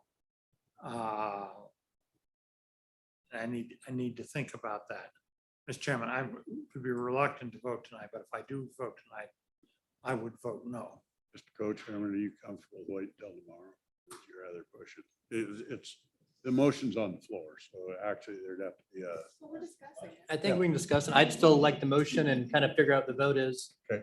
Because, I mean, the plans really, I don't think you can say there's going to be less representation to the east side of the state by giving them another legislator on the east side. You're going to say there's less representation to the south and the west part of the state. But I do think as we're drawing plans tonight, that's the ultimate question is 9,500 people on which side of that line makes a difference in how we draw everything. So if I can go home tonight knowing I'm confident that Eastern Wyoming gets another seat or Eastern Wyoming is not, that really helps me try to draw some, what I would like to think are going to be agreeable, maybe not agreeable, but equitable along the deviation plans for both sides of the state. Thank you, Mr. Chairman. Since it's the Southwest region that is giving up that seat, I can't vote for it tonight either. I agree with Senator Scott. If I had to vote tonight, I'd vote no. Maybe by morning I could be convinced that it would be the best thing to do, but I can't vote for it right now. Mr. Chairman, thank you. So I'm conflicted. I'm unsure. So let's say we do vote in favor of this, what do we do tomorrow? I mean, I still don't think we're gonna have a statewide plan tomorrow to choose from, even if we make this vote today and complete it, which if we don't have a statewide map accepted as something that we can move forward and take home and debate, we're gonna have a problem because we're, again, kicking the can down the road. So, you know, I think we can take that vote today or tomorrow, but I think we still need to have some sort of plan to work with and off of, that the committee is willing to have one map to keep going with by the end of the day tomorrow. Thank you, Mr. Chairman. Mr. Chairman, just a quick question, procedural question, if I may. We're not voting to adopt it as the We are not. Corporations Committee plan. We are simply moving essentially for a bill draft Correct. to look at and work on. So all of the fear and all of the concern associated with whether or not we would support it or it would pass in the Senate is putting the cart before the horse. The plan is not perfect. The plan is simply for a bill draft for further review by this committee to determine whether or not for the committee to adopt it as its plan. So back up from the race line, we're not even close. Senator Scott. That sure wasn't how I heard the motion. I thought he was wanting to, are we willing to do this as? a I agree. If it's a bill draft, I don't see anybody, or a draft, I don't think anybody has a problem. We throw it out tomorrow with it. It's doable. But I think you wanted it, I understood the motion to be one test I vote did to too. see if there was votes to do it. Well, But yeah. that's not a bill draft. Senator Nethercott, let's. Thank keep you, it in Mr. order. Chairman. Thank you. It is a bill draft, right? Essentially, that's what we're doing.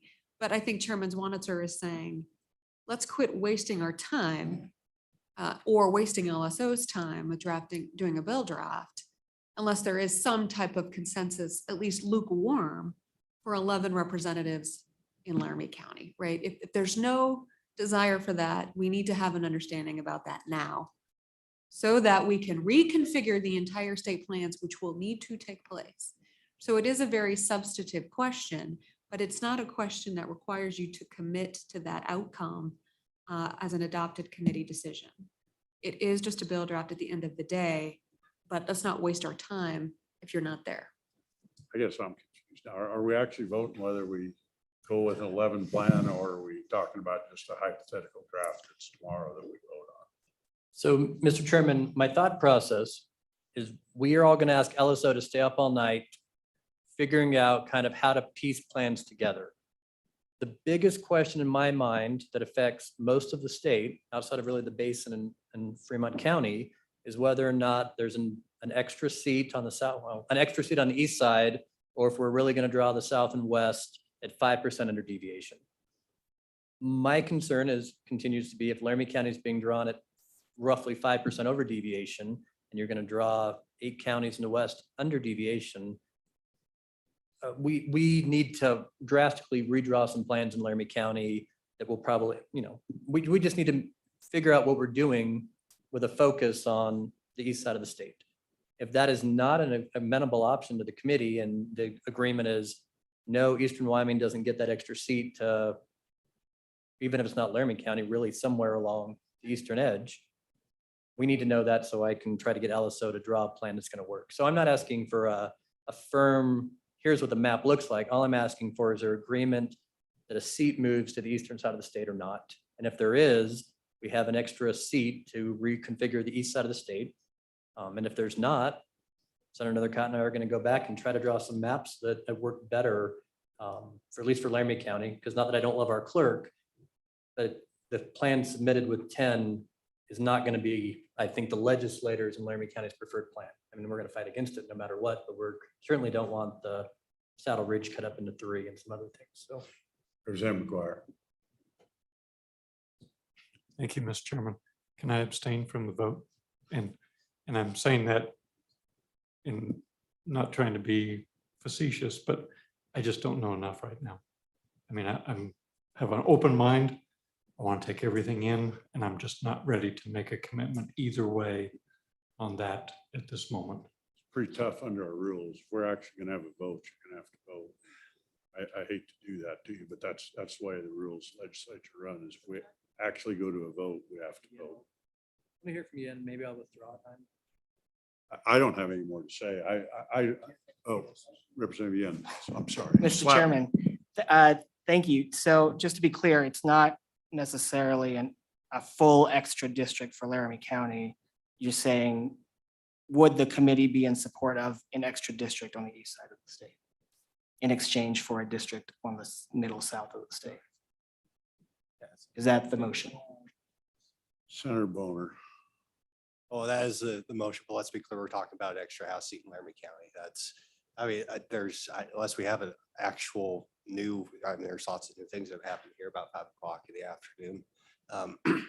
Unless there's an actual articulation as to where else that extra house seat would go, I think you need to assume that it's in Laramy County. And obviously I understand for Laramy County, that is the pressing question, but I think that's fairly well limited to the Laramy County delegation. So speaking on and against the motion, I just point out once again to further refine Senator Scott's concern about you do have to consider how it works with Senate districts, and the motion itself is contradictory to the goal of keeping Natrona, Sheridan, Johnson, and Albany counties whole from a Senate perspective, because you're going to have to get a crossover in a Senate district with one of those counties, which is going to then require either Albany or Natrona County to then cross back over and share another Senate district with a different county. So I think we did. That's not that hard to think about, frankly.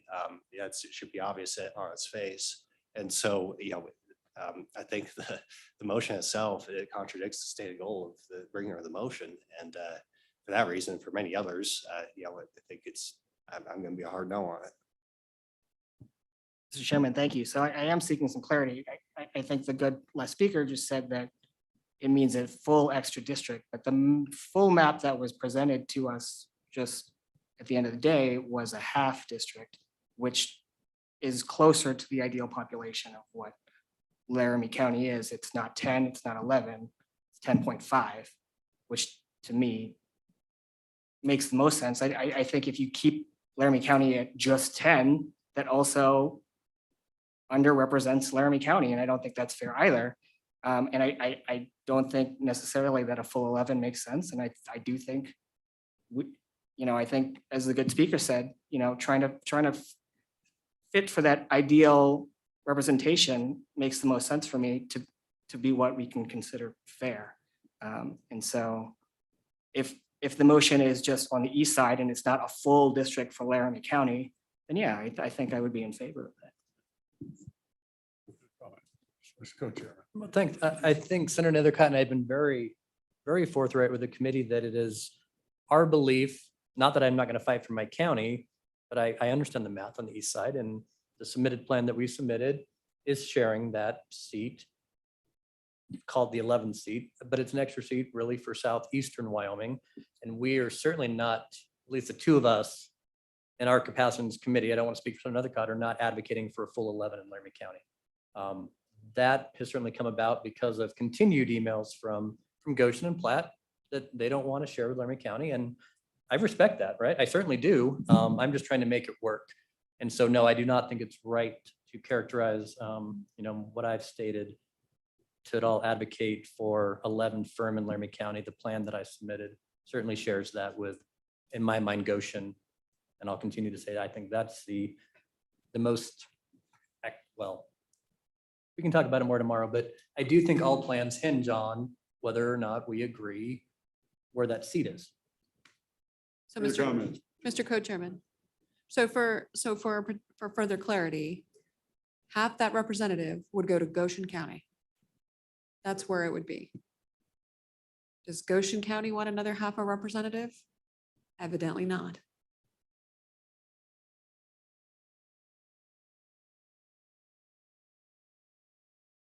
Representative Roscoe, you're a long ways away from here. I'm way over in the west, 9 and 10, and thank you, Mr. Chairman. I do think that this plan would give us a chance to look once again at a couple varieties of ways to fix 9 and 10. And we've talked about only numbers recently, and there's a lot of community of interest that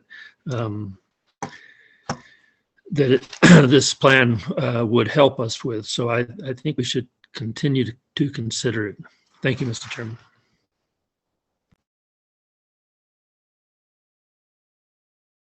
Ask for question to motion. Okay, we're at question. All in favor, raise your hand.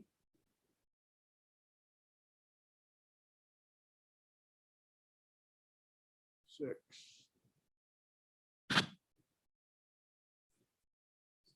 Seven. I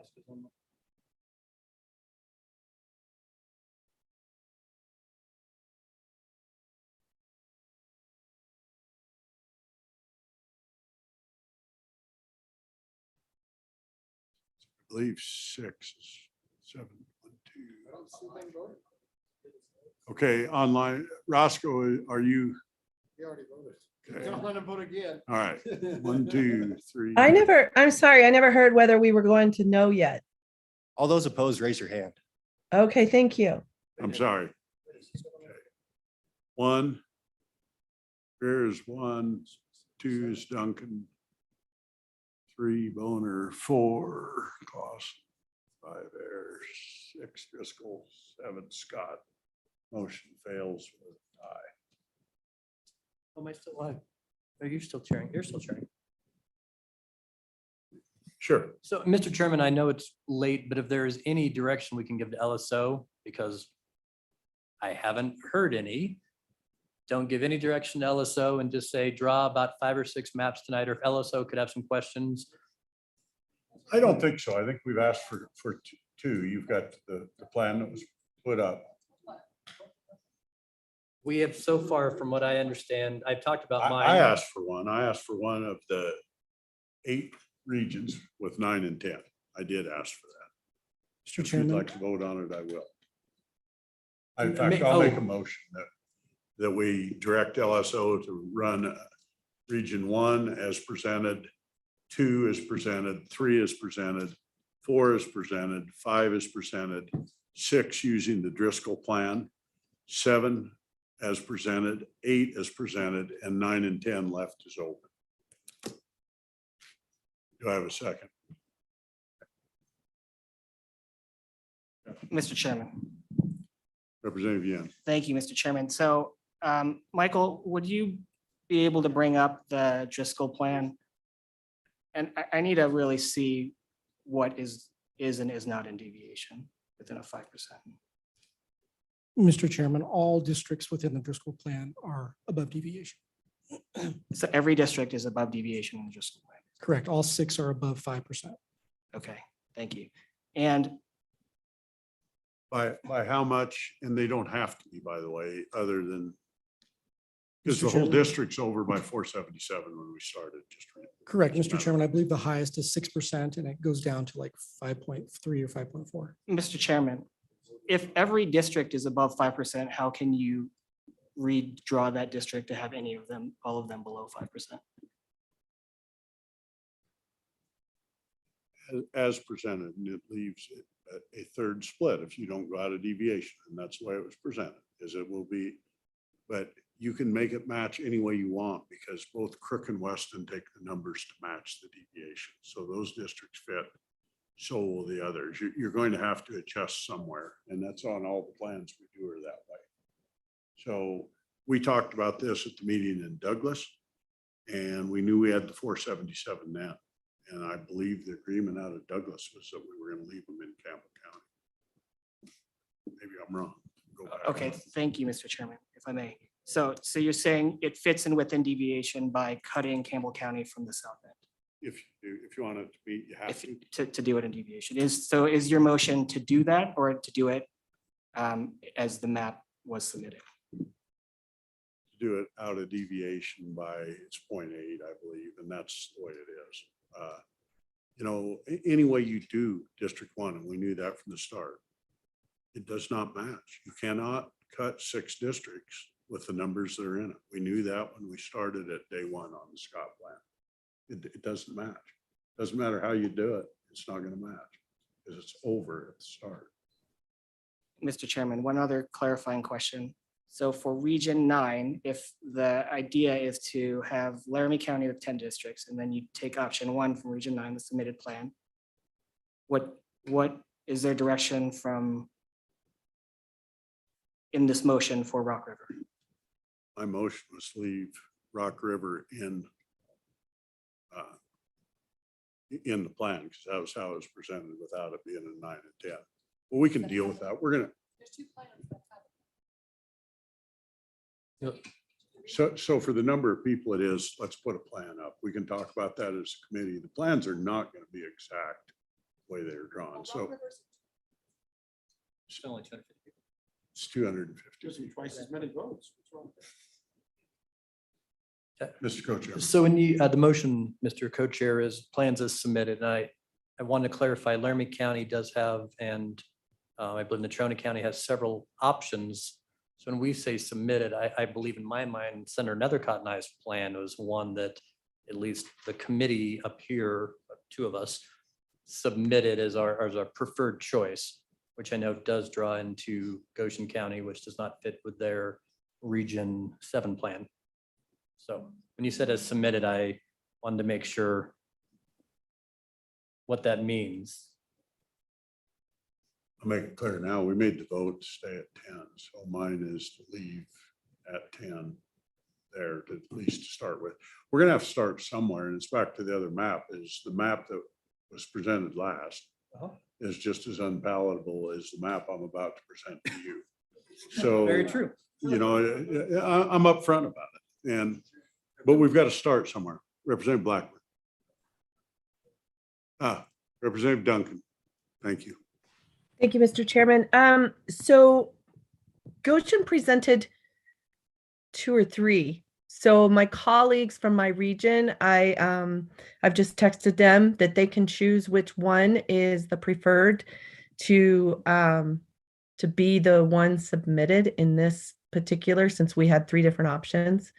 And so back to one of the other colleagues out here who just were talking, I'm not sure, maybe it was Co-Chairman Zwanitzer, that there was multiple options that were presented. So I suggest each of the different groups need to tell which option as presented, quote unquote, is the option that we want LSO to use for our map. Mr. Swank. Mr. Chairman, my understanding was that the committee wanted 2 maps at the beginning of the conversation. One was the Zwanitzer statewide map as shown, give you all the information since you hadn't seen it before. And the second one was Mr.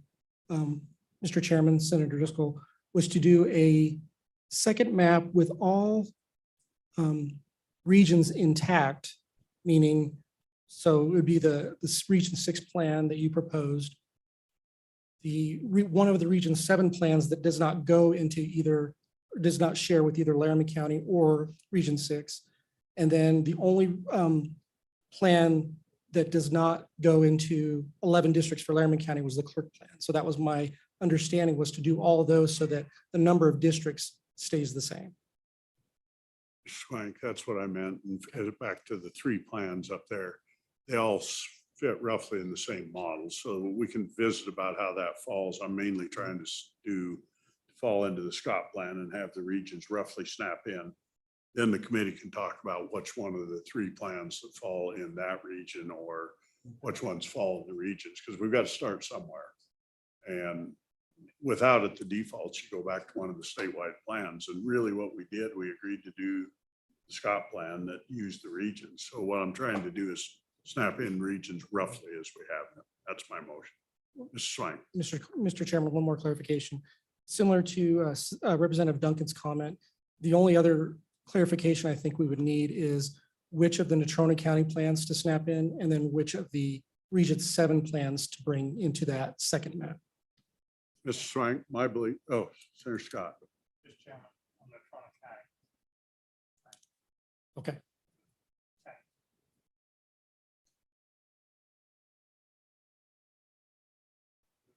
And Mr. Chairman, we'll just go with the legislator submitted plan for now, assuming that obviously we'll have a chance to discuss this tomorrow. Further comments? Representative Yen. Mr. Chairman, so I just want to explain my vote. We're trying to fulfill some of our redistricting principles that the committee adopted earlier in the year, and this map increases the number of splits compared to the other choices, so. And we underrepresent an entire county with half of a district, so I think the excessive splits alone, I'm gonna vote no. Thank you, Mr. Chairman. Further comments? Question being, Mr. Chairman, Senator Case. I want to vote for something that has all the districts in deviation and that really looks to the future. And so I'm not going to vote for this. I'm looking for something else. Further comments? Question? All in favor? What do we vote on? Wait, I'm sorry. Could Representative you, McGuire. could you repeat the motion? So the motion is to go with roughly the plans as laid, region 1 through 8. And the one probably big change that was head to head was the Driscoll plan in West and Crook and Campbell. It would use the Driscoll plan and it would leave 9 and 10 as roughly unallocated, but with the numbers so that we can look at it. That's the motion. So. Representative Ayer.